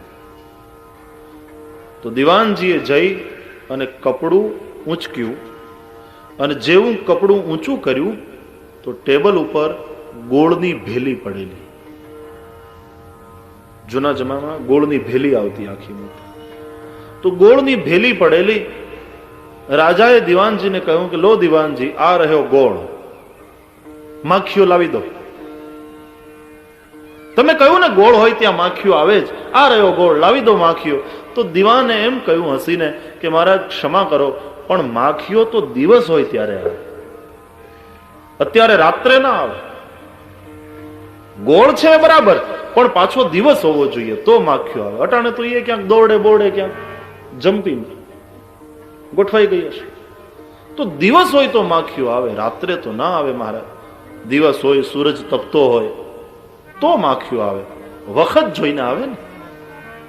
ત્યારે રાજાએ એમ કહ્યું કે દિવાનજી, મારે એ જ કહેવું છે કે અટાણે ગોળ પડ્યો છે તોય માખીઓ નથી આવી. એમ મારો અટાણે વખત છે, સૂરજ મારો માથે તપે છે અને તેથી લેવા વાળા માગવા વાળા આવે છે, તો વખતનો સદુપયોગ કરી અને હું આપી દઉં. અત્યારે મારો સૂરજ તપે છે એટલા માટે લોકો આવે છે. કાલ સવારે રાત પડી જશે ત્યારે ગોળની ભેલી એમને એમ પડી રહેશે ને કોઈ માગવા વાળો અહીંયા નહીં આવે. માટે અત્યારે વખત છે, અત્યારે મારો સૂરજ તપે છે, ત્યાં સુધીમાં ભગવાને આપ્યું છે તો કોઈને આપી દો. વખતને જે સમજી શકે, વખત કે વ્યક્તિ કે વસ્તુ, જ્યાં સુધી એનું મહત્વ ન સમજો ત્યાં સુધી એની કિંમત સમજાતી નથી. તો શ્રીમદ ભાગવતની પણ કિંમત ત્યારે સમજાશે જ્યારે એનું મહાત્મય તમે જાણશો. મહાત્મયનો સીધો સાદો અર્થ છે ઓળખાણ. મહાત્મયનો સીધો સાદો અર્થ પરિચય. એ ગ્રંથ સાથે આપણો પરિચય કરાવે છે, પદ્મ પુરાણ અને સ્કંદ પુરાણ. તો ભાગવતનું મહાત્મય, ભાગવતનો પરિચય આ બે પુરાણ કરાવે છે. એક સ્કંદ પુરાણ અને બીજું પદ્મ પુરાણ. ભગવાન વેદવ્યાસની આજ્ઞા છે, વક્તાએ પ્રથમ દિવસે પદ્મ પુરાણાંતર્ગત 6 અધ્યાયનું મહાત્મય જે છે એનું પઠન કરવું. आइए पद्म पुराणांतर्गत 6 अध्याय के महात्म्य में हम प्रवेश करें. भागवत की महिमा को समझे. जब तक महिमा को नहीं समझेंगे, जब तक जानेंगे नहीं, तब तक विश्वास होगा नहीं. जब तक विश्वास न होगा तब तक प्रेम न होगा. जब तक प्रेम न होगा तब तक प्राप्ति संभव नहीं होगी. भागवतनी महत्ता શું એ ભાગવત પોતાને મુખે તો ન કહે. बड़ा बड़ाई ना करे, बड़ा न बोले बोल, हीरा मुख से ना कहे कि लाख हमारा मोल. हीरा अपने मुंह से कभी नहीं कहता मेरा मोल इतना है. ये तो झवेरी होय तो एનું મૂલ્ય કરે. એમ પદ્મ પુરાણ શ્રીમદ ભાગવતનું મહાત્મય સમજાવે છે. આરંભમાં ભગવાન વેદવ્યાસજીએ મંગલાચરણ કરતા, પ્રભુની વંદના કરતા, સચ્ચિદાનંદ રૂપાય विश्वोत्पत्त्यादि हेतवे तापत्रय विनाशाय श्री कृष्णाय वयं नुमः.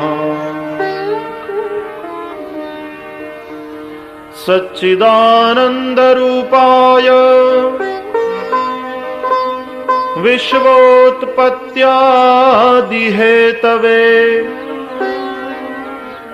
तापत्रय विनाशाय श्री कृष्णाय वयं नुमः. આપણા શાસ્ત્રો, આપણા સંતો પરમાત્માનો પરિચય કરાવે છે અને પ્રાપ્તિનો કે અનુભૂતિનો ઉપાય બતાવે છે. પરિચય 3 રીતે કરાવે છે: સ્વભાવ પરિચય, સ્વરૂપ પરિચય અને કાર્ય પરિચય. કોઈ પણ વ્યક્તિને મળીએ એટલે પહેલા એનો સ્વરૂપ પરિચય થાય. પુરુષ છે કે સ્ત્રી છે, બાળક છે, યુવાન છે કે વૃદ્ધ છે, સુંદર છે કે કુરૂપ છે, ઊંચા છે કે નીચા છે, પતલા છે કે જાડા છે. પહેલા એના સ્વરૂપનો પરિચય થાય, પછી એના કાર્યનો પરિચય થાય. શું કરે છે અને શું ધંધો છે, સામાજિક કાર્યો કેવા કરે છે, અને એના સ્વભાવનો પરિચય થાય કે સ્વભાવથી કેવા છે. તો ભગવાનનો પણ 3 રીતે પરિચય આપ્યો: સ્વરૂપ પરિચય, સ્વભાવ પરિચય અને કાર્ય પરિચય. સચ્ચિદાનંદ રૂપાય, આ છે સ્વરૂપ પરિચય. कैसे हैं? सच्चिदानंद रूपाय, સત, ચિત અને આનંદ રૂપ છે. સત શબ્દથી શાશ્વતતા બતાવી, અવિનાશી છે. ચિત્તથી ચૈતન્ય બતાવ્યું, જ્ઞાન બતાવ્યું. જો ચિત્ત ન હોય તો સત જડ થઈ જાય. લાઉડ સ્પીકર હોય પણ ઇલેક્ટ્રિક પાવર ન હોય તો, ગ્લોબ છે પણ ઇલેક્ટ્રિક જ જતી, લાઇટ જતી રહેતો, પંખો છે પણ લાઇટ જતી રહેતો, ન અવાજ મળે, ન પ્રકાશ મળે, ન હવા મળે. सत के साथ चित्त का होना जरूरी है. सत चित्त बनने होय पण आनंद ज न होय तो, लाउड स्पीकर होय, इलेक्ट्रिक पावर पण होय, बटन ऑन करी नाख्યું હોય પણ બોલવા વાળો જ ન હોય તો, વક્તા ટ્રેન ચૂકી ગયો હોય તો કથાનો આરંભ કેવી રીતે? શીરો બનાવવો હોય તો રવો જોઈએ, સાકર જોઈએ, ઘી પણ જોઈએ. ચોખ્ખું ઘી વાપરો અને રવો સારામાં સારો લાવો પણ સાકર જ ન નાખો તો શીરો ભાવે? સત હોય, ચિત્ત હોય પણ આનંદ જ ન હોય તો એની કથા સાંભળવા બેઠા હોઈએ, એનું ભજન કરતા, એનું ધ્યાન કરતા, એનું સંકીર્તન કરતા આનંદ આવે? સચ્ચિદાનંદ રૂપાય સ્વરૂપ પરિચય विश्वोत्पत्त्यादि हेतवे कार्य परिचय. क्या करते हैं? जगतनी उत्पत्ति करे, एनु पालन करे અને એનો લય. જીવ માત્ર સર્જન કરે છે, પાલન કરે છે અને આપણા જીવનમાં પણ વિસર્જનના પ્રસંગો આવે છે. પણ ભગવાન જે કરે છે તે લીલા એટલા માટે કહેવાય છે કે ભગવાનને સર્જનમાં મોહ નથી. આપણને સર્જનમાં મોહ હોય છે. પોતાના ધંધામાં, પોતાના ઘરમાં, પોતાના છોકરાઓમાં માનવને મોહ છે. ભગવાનને સર્જનમાં મોહ નથી. ભગવાનને પાલનમાં અહંકાર નથી. જીવને પાલનમાં અહંકાર હોય છે. અહંકાર તો કરે કે હું પાળી પોષીને મોટા કરું છું છોકરાઓને, પણ સાથે સાથે અપેક્ષા પણ હોય છે. અમે પાળી પોષીને મોટા કર્યા છે, માટે આ છોકરા મોટા થઈ અને અમારી સેવા કરશે. માતા પિતાની આ અપેક્ષાની જ્યારે સંતાનો દ્વારા ઉપેક્ષા થાય ત્યારે અપેક્ષાની ઉપેક્ષામાંથી દુઃખનો જન્મ થાય. ભગવાન નિરપેક્ષ છે, અહંકાર અને અપેક્ષાથી રહિત થઈ અને પાલન કરે છે. તો સર્જનમાં ભગવાનને મોહ નથી, પાલનમાં અહંકાર અને અપેક્ષા નથી, લયમાં ભગવાનને શોક નથી. જ્યારે આપણને વિસર્જનમાં શોક થાય છે, અને એ તો બહુ સીધો સાદો એક નિયમ છે કે જ્યાં સર્જનમાં મોહ થાય ત્યાં વિસર્જનમાં, લયમાં શોક થવાનો જ. જેનો જન્મ મને તમને હસાવે, આનંદ આપે, એનું મૃત્યુ મને તમને રડાવવાનું જ. આ સીધો સાદો નિયમ છે. ભગવાનને સર્જનમાં મોહ નથી, પાલનમાં અહંકાર કે અપેક્ષા નથી, લયમાં પ્રભુને શોક નથી. તેથી ભગવાન જે કરે છે તે લીલા છે. વિશ્વોત્પત્ત્યાદિ હેતવે તાપ ત્રય વિનાશાય. આ થયો સ્વભાવ પરિચય. નમસ્કાર કરવા માત્રથી આધિદૈવિક, આધિભૌતિક, આધ્યાત્મિક ત્રણેય પ્રકારના દુઃખોથી મુક્ત કરાવે છે. કેવળ નમસ્કાર માત્રથી દુઃખથી છોડાવે. ऐसे कृपालु है प्रभु. પ્રણામો દુઃખ શમન. ભગવાનને પ્રણામ કરો એટલે તાપ જાય,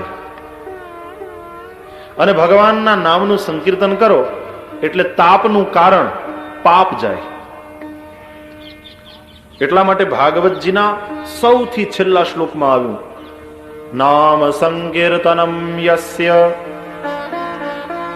સર્વ પાપ પ્રણાશનમ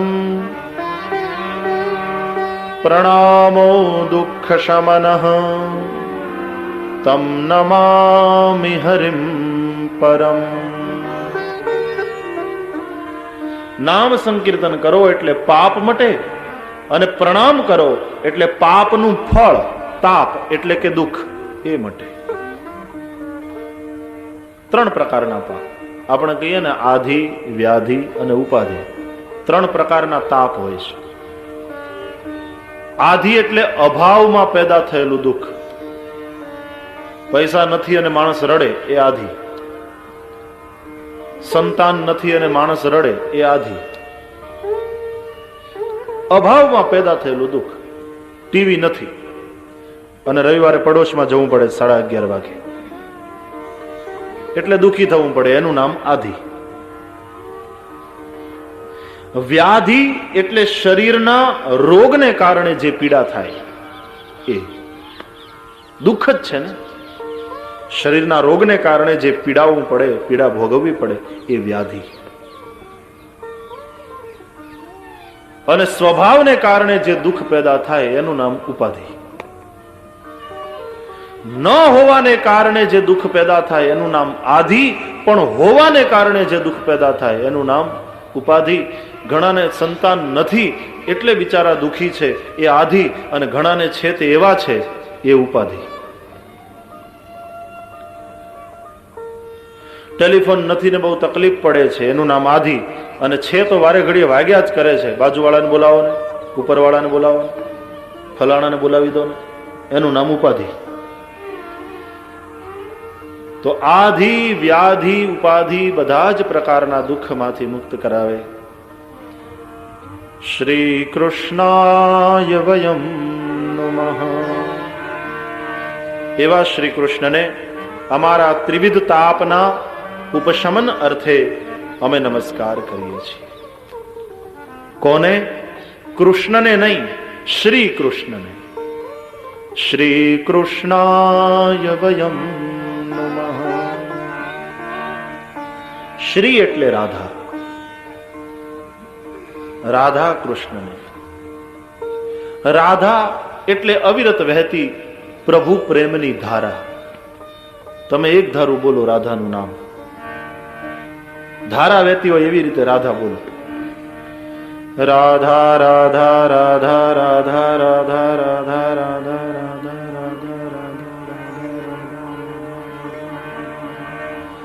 ધારા ધારા ધારા. અવિરત વહેતી કૃષ્ણ પ્રેમની ધારા એનું નામ રાધા. એ રાધા ન હોય ત્યાં સુધી આરાધના ન થાય. આરાધના શબ્દ રાધાથી બન્યો અને અપરાધ શબ્દ પણ રાધાથી બન્યો. રાધા હોય તો જ આરાધના થાય, અને અપરાધ એટલે અપગતા રાધા યસ્માત સ. સંસ્કૃત ભાષા એટલી દિવ્ય છે, એટલી અદ્ભુત છે. આજે છોકરાઓએ સંસ્કૃત ભણવું નથી, મુશ્કેલી આવે. અમારે 11th SSC ગણાતું હતું ડિગ્રી કોર્સમાં, જૂના 11+4 માં. હવે 10+2+3 આવ્યું. તો ઓપ્શનલ સબ્જેક્ટ હતો, યા તો સ્પેશિયલ જ્યોગ્રાફી લો યા તો સંસ્કૃત લો. And I was the only boy કે જેણે સંસ્કૃત લીધું હોય. બધાને સ્પેશિયલ જ્યોગ્રાફી લેવાનું ગમ્યું, પણ સંસ્કૃત લેવું કે ભણવું કોઈને ગમતું નથી. મુશ્કેલી. અને લોકો હવે તો એવું કહેતા થયા, સંસ્કૃત ઇઝ ડેડ લેંગ્વેજ. અરે મૂર્ખા, Sanskrit is not dead language, Sanskrit is divine language. Dead language નથી, ડિવાઇન લેંગ્વેજ. દેવ ભાષા છે, સર્વ ભાષાઓની જનેતા છે. અને એની મહત્તા આપણે ખાલી ભારતીયો જ ગાઈએ છીએ એમ નહીં. હમણાં દુનિયાના વૈજ્ઞાનિકોએ એ વાતનો સ્વીકાર કર્યો કે કમ્પ્યુટર માટે જો કોઈ સૌથી વધારામાં વધારે ઉપયુક્ત અને યોગ્ય ભાષા હોય તો એ સંસ્કૃત છે. એનું પાણીનીય વ્યાકરણ એટલું બધું પરફેક્ટ છે, very easy to feed in. Computer માટે સૌથી શ્રેષ્ઠ ભાષા કોઈ હોય તો સંસ્કૃત છે. આજે વિદેશોમાં સંસ્કૃત ભાષાનું મહત્વ લોકો જાણતા થયા. મેં તો ઘૂમતા રહેતા હું હર સાલ. એક ઓસ્ટ્રેલિયા ખંડને છોડીને લગભગ આખી દુનિયા ઘૂમ્યો છું. લંડનમાં તો એક સ્કૂલ એવી છે કે એમાં સંસ્કૃત સબ્જેક્ટ કમ્પલસરી છે અને ગોરિયાઓ સંસ્કૃતના શિક્ષકો છે. એ સ્કૂલમાં દાખલ થાય અને સંસ્કૃત લેવું જ પડે, કમ્પલસરી સબ્જેક્ટ. આ શરત જ મૂકવામાં. પશ્ચિમ જર્મનીની અંદર આજે સંસ્કૃત ભાષાનું એટલું બધું મહત્વ છે અને આપણે સંસ્કૃત ગયું, શાળા કોલેજોમાંથી કાઢ્યું અને રેડિયોમાં ઘાલ્યું. સવારના 7 વાગે સમાચારમાં યમ આકાશવાણી સંપ્રતિ વાર્તા શ્રુયંતામ પ્રવાચક, પણ કોઈ સમજે જ નહીં તો તરત રેડિયો ઓફ કરી દે. जहां जरूरत है वहां तो उसको क्या बताया होगा. આ દેશમાં સેક્યુલરિઝમે એટલો ઉપદ્રવ મચાવ્યો છે, બિન સાંપ્રદાયિકતાનું ખોટું અર્થઘટન કરી પોતાના પક્ષીય સ્વાર્થના રોટલા શેકવા વાળા રાજકારણીઓએ આ દેશની બિન સાંપ્રદાયિકતાને એવી ચૂથી નાખી છે કે દેશની બિન સાંપ્રદાયિકતા રહેતી નથી. કહેવાતો બિન સાંપ્રદાયિક દેશ છે. આઝાદી પછીના 35 વર્ષથી ચાલી રહેલું એક મોટામાં મોટું ફારસ અને નાટક હોય તો આ દેશની બિન सांप्रदायिकता છે. સ્પષ્ટ રૂપ से मैं तो अपना मत दे रहा हूं. દેશની બિન सांप्रदायिकताમાં વિશ્વાસ હોય આપણને, પણ બિન सांप्रदायिकता તો હોવી જોઈએ. આ તો નાટક થઈ ગયું છે. કોઈ ઉદ્ઘાટનમાં જઈએ તો દીવો નહીં પેટાવવાનો, આ દેશ બિન सांप्रदायिकता. આવા તો ફતવા લાવે છે. એ તો હિન્દુ વિધિ છે. નાળિયેર નહીં વધેરવાનું, ખાલી રિબિન કાપવાની ને તાળીઓ પાડવાની. પાડ્યા કરો તાળીઓ, દેશ બહુ આગે बढ़ेगा. फारस થઈ ગયું છે બિન सांप्रदायिक. मैं कहता हूं हमारे भागवत ने, गीता ने, रामायण ने सही बिन सांप्रदायिकता क्या है उसकी व्याख्या કરી. 700 શ્લોકોની આખી ભગવદ ગીતામાં એક પણ ઠેકાણે તમે હિન્દુ શબ્દ ગોતી આપો. આખી ગીતાને ખોલો, એકાદ જગ્યાએ હિન્દુ શબ્દ ગોતી આપો શ્લોકોમાં. ये हमारे ग्रंथ स्वयं बिन सांप्रदायिक है, सबके लिए है, सारी मानव जात के लिए. तो बिन सांप्रदायिक जो ग्रंथ है उसको पूछकर बिन सांप्रदायिकता कैसी होनी चाहिए, उसका स्वरूप कैसा होना चाहिए, आगे बढ़ो ना. नहीं, પણ ભાગવતની વાત આવે એ તો હિન્દુઓનો ગ્રંથ. આ કહેવાતા બિન सांप्रदायिकोએ દેશને એટલું નુકસાન કર્યું. ધર્મોની વચ્ચે ઝઘડા થયા ન હોત જો રાજકારણ ધર્મમાં ન ઘૂસ્યું. ધર્મ સત્તાને રાજ્ય સત્તામાં પ્રવેશ કરવાનો અધિકાર છે, પણ રાજ્ય સત્તાને ધર્મ સત્તામાં ચંચુપાત કરવાનો અધિકાર નથી. ધર્મ સત્તા રાજ્ય સત્તા કરતા મહાન છે અને આ પરંપરા રહી છે આપણા દેશની. પ્રાચીન ભારતના આપણા ઇતિહાસો ખોલો, જ્યાં જ્યાં રાજ્ય સત્તા પોતાનો ધર્મ ચૂકી, ધર્મ સત્તાએ એની અંદર પ્રવેશ કર્યો. એવા શાસનને ઉથલાવ્યા છે, પણ ધર્મ સત્તાની અંદર રાજ્ય સત્તાએ પ્રવેશ કરવાનો અધિકાર નથી. રાજ્ય સત્તાની મહત્તા નહીં, ધર્મ સત્તાની મહત્તા છે. મોટો તમે એક સીધી સાધારણ વાત સમજો ને. મારે અહીંયાથી ઊભા થઈ અને તમારી વચ્ચે બેસવું હોય તો તમે ના પાડી શકો. હું સામે આવીને પુરુષોના વિભાગમાં બેસી જાઉં. કોઈ વક્તા અહીંયા આવ્યા હોય, કોઈ સંત આવ્યા હોય અને મને એમ થાય કે મને અહીંયાથી બરાબર દેખાતું નથી, મને બરાબર સંભળાતું નથી, તો હું સામે આવીને બેસી જાઉં, સાંભળું, મને ત્યાં આવવાની છૂટ છે આ ગાદી ઉપરથી ઉઠીને. પણ તમને કોઈને એવું મન થાય કે હેઠે બહુ મજા નથી આવતી ને આટલી સરસ અહીં વ્યાસપીઠ છે ને આટલી મજાની ગાદી, આવા મજાના ગાલીચા બિછાવ્યા છે, ચાલો આપણે ત્યાં ગોઠવાઈ જઈએ. અધિકાર હે.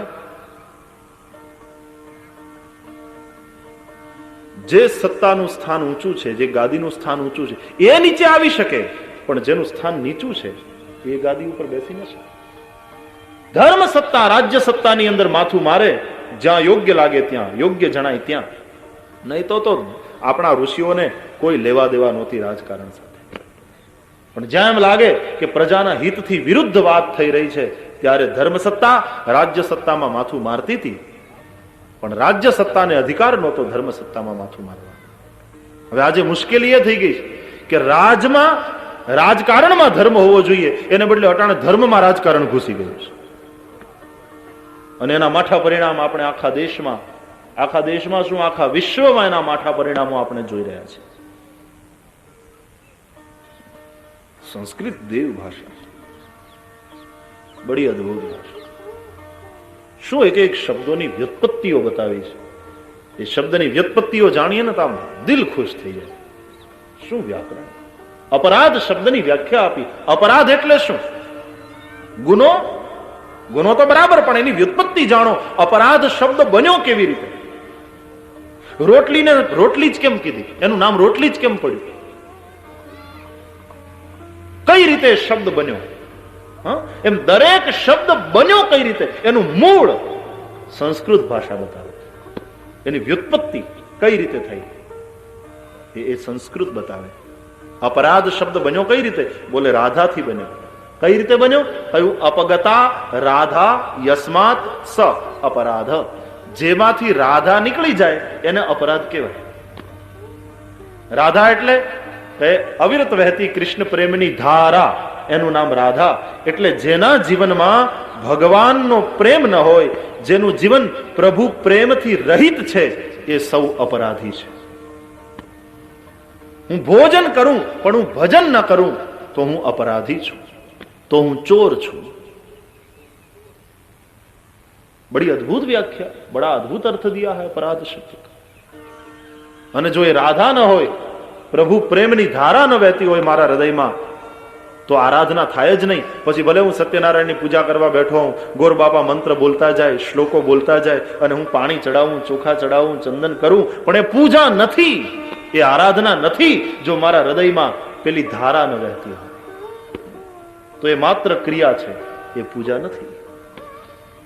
પૂજા તો પેલી ધારા વહેતી હોય તો જ કહેવાય. बड़ी अद्भुत बातें बताइए. क्या बताए? एक एक शब्दों, ऋषियों कहेली एक एक वातो એટલી અદ્ભુત છે. રામાયણ ભાગવત ગીતાની એક એક વાતો એટલી અદ્ભુત છે. મને તો ઘણા પૂછે કે બીકોમ થઈને આ લાઈનમાં કેમ ઘૂસ્યા? એમએ વિથ સંસ્કૃત કે બીએ વિથ સંસ્કૃત હોત તો વાત હજી સમજાય. ક્યાં કોમર્સ અને આને કેમ કઈ બહુ મેળ નથી પડતો? तब कहते हैं हमको भी पता नहीं, वो जहां खींच कर ले आया चले आए. પણ ખેંચાયા હોય તો ભાગવત, રામાયણ કે ભગવત ગીતાની અદ્ભુત વાતો એ ખેંચાયા છે. મારો અનુભવ કહું છું, તમારા બાળકો નાના હોય ત્યારથી અને ભાગવત, રામાયણ કે ભગવત ગીતાના એક એક અધ્યાયના પઠનનો નિયમ લેવડાવો, એને આદત પાડો. એ નાનો છે, તમારું કહેવું માને છે, ત્યાર પછી પાકે ઘડે કાંઠા નહીં ચડે. નાનપણથી એના હાથમાં ગીતા પકડાવો, બચપણથી એના હાથમાં ગીતા હશે, દરરોજ એક અધ્યાયનો નિયમ હશે જો એનો પાઠ કરવાનો. રાત્રે સુતા પહેલા પૂછો, આજે તું તારો પાઠ કરી લીધો? નથી કર્યો તો પેલા કર, ત્યાં સુધી લાઈટ બંધ નહીં થાય.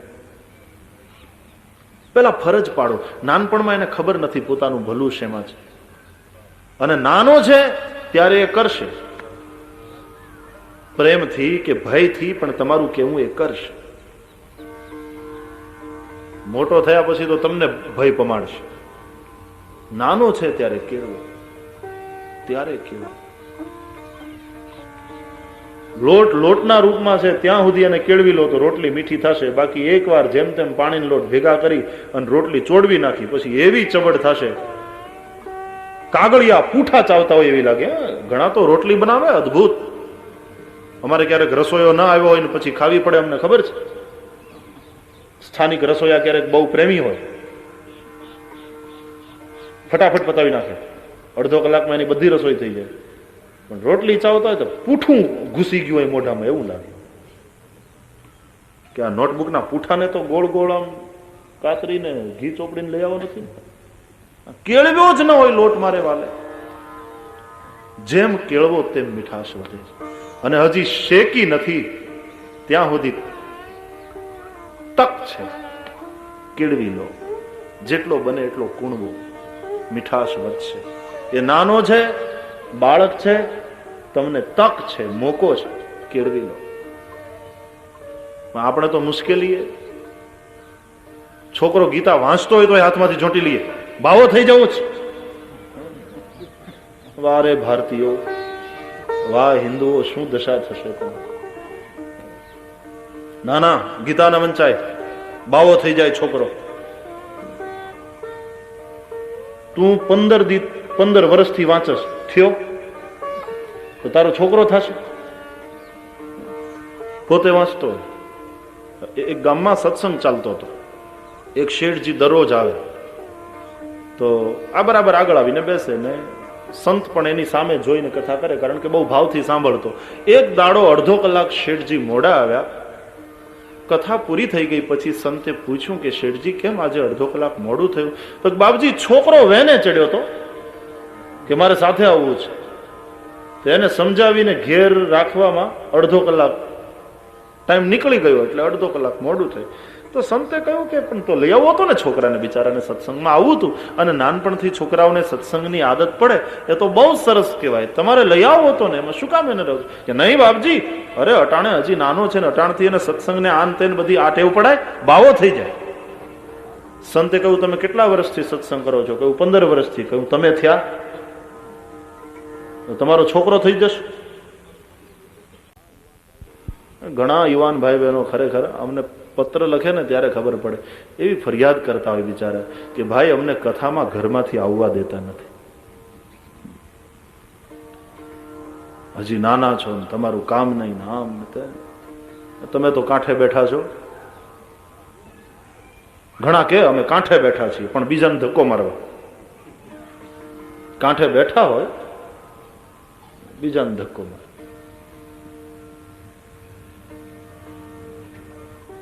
જ્યારે તમારા સંતાનોની સામે તો હજી આખું જીવન પડ્યું છે.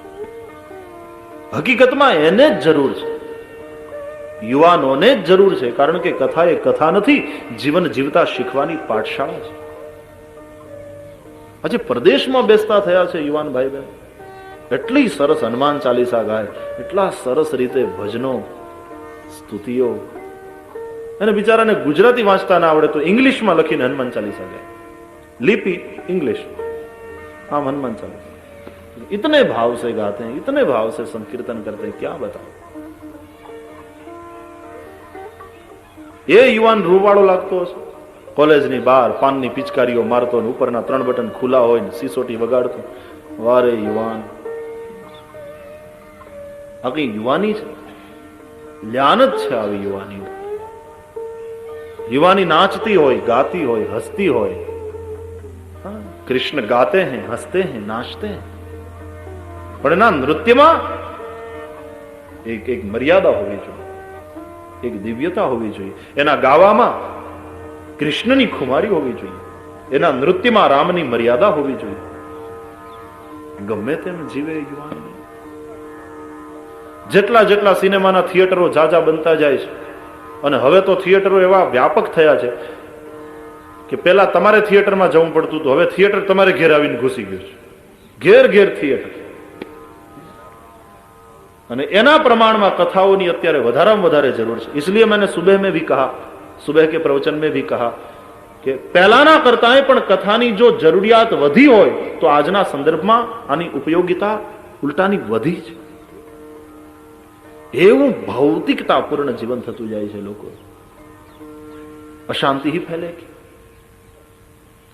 અને ગીતા તો વાંચવા દઈએ, બાવો થઈ જાય. હું તો એ કહું કે તમે વિચાર કરો, ગીતા કહેનારો, ગીતા ગાનારો અને ગીતા સાંભળનારો, બેમાંથી એકે બાવો છે? બે શ્રેષ્ઠમાં શ્રેષ્ઠ ગ્રહસ્થી. ગીતા કહેનારો શ્રી કૃષ્ણ, એ પણ શ્રેષ્ઠ ગ્રહસ્થી, અને ગીતા સાંભળનારો અર્જુન, એ પણ શ્રેષ્ઠ ગ્રહસ્થી.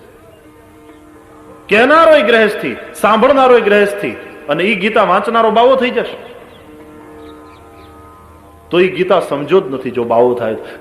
મારે તો એમ કેવું છે કે અર્જુન બાવો થવા માંગતો હતો, હું નહીં લડું આમ કહી, અને એ તો ભાગી જવાની તૈયારી કરતો હતો, એને બાવો થતો અટકાવ્યો છે ગીતા વડે શ્રી કૃષ્ણ. યે હે ગીતા. અને તારો છોકરો ગીતા વાંચીને બાવો થશે? लोग बड़ी गलती करते. एक खानगी વાત છે, જાહેરમાં કહું છું. આમ તો ખાનગી છે, બહુ કહેવાય નહીં, પણ હવે તમે અહીંયા બહુ થોડા છો અને મને વિશ્વાસ છે કે તમે ક્યાંય બહાર નહીં કહો, કહેશો નહીં કોઈ.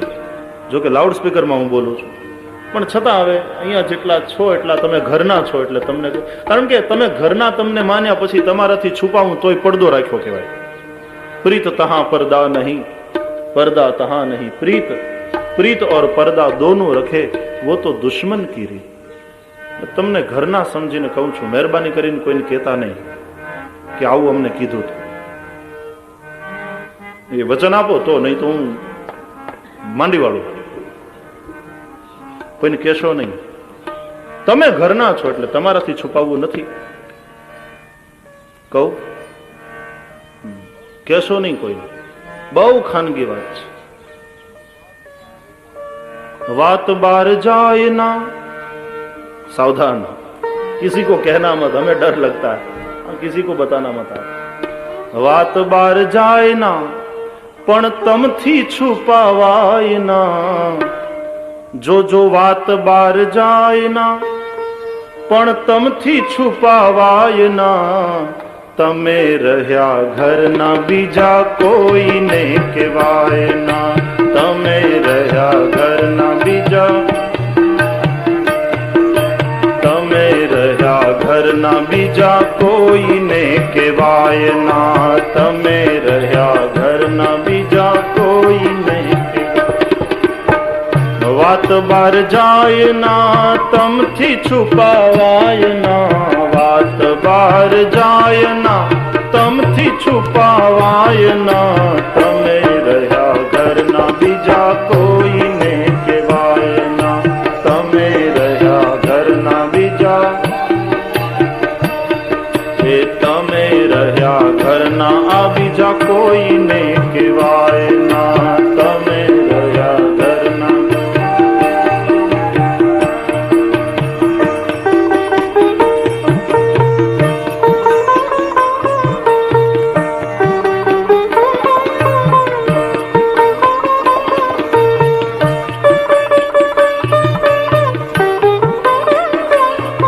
ગીતા વાંચીએ તો ગાવા થઈ જાય. કોઈને કહેશો નહીં, કહું છું.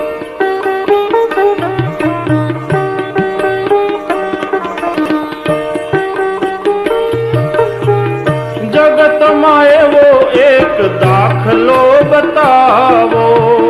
જગતમાં એવો, સબ ગાઈએ, સબ ગાઈએ. જગતમાં એવો કોઈ દાખલો બતાવો. જગતમાં એવો કોઈ દાખલો બતાવો.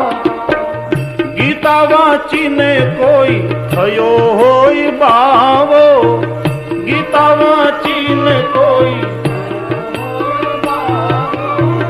ગીતા વાંચીને કોઈ થયો હોય બાવો. ગીતા વાંચીને કોઈ થયો હોય બાવો. પ્રભુજીની વાણીને, કૃષ્ણજીની વાણીને આમ વગોવાય ના. તમે રહ્યા ઘરના બીજા કોઈને કહેવાય ના. તમે રહ્યા ઘરના, આ તમે રહ્યા ઘરના બીજા કોઈને કહેવાય ના. તમે રહ્યા ઘરના. વાત બાર જાય ના તમથી છુપાવાય ના. વાત બાર જાય ના, આ વાત બાર જાય ના પણ તમથી છુપાવાય ના. વાત બાર જાય ના પણ તમથી છુપાવાય ના. તમે રહ્યા ઘરના બીજા કોઈને કહેવાય ના. તમે રહ્યા ઘરના, એ તમે રહ્યા ઘરના આ બીજા કોઈને કહેવાય ના. તમે રહ્યા ઘરના.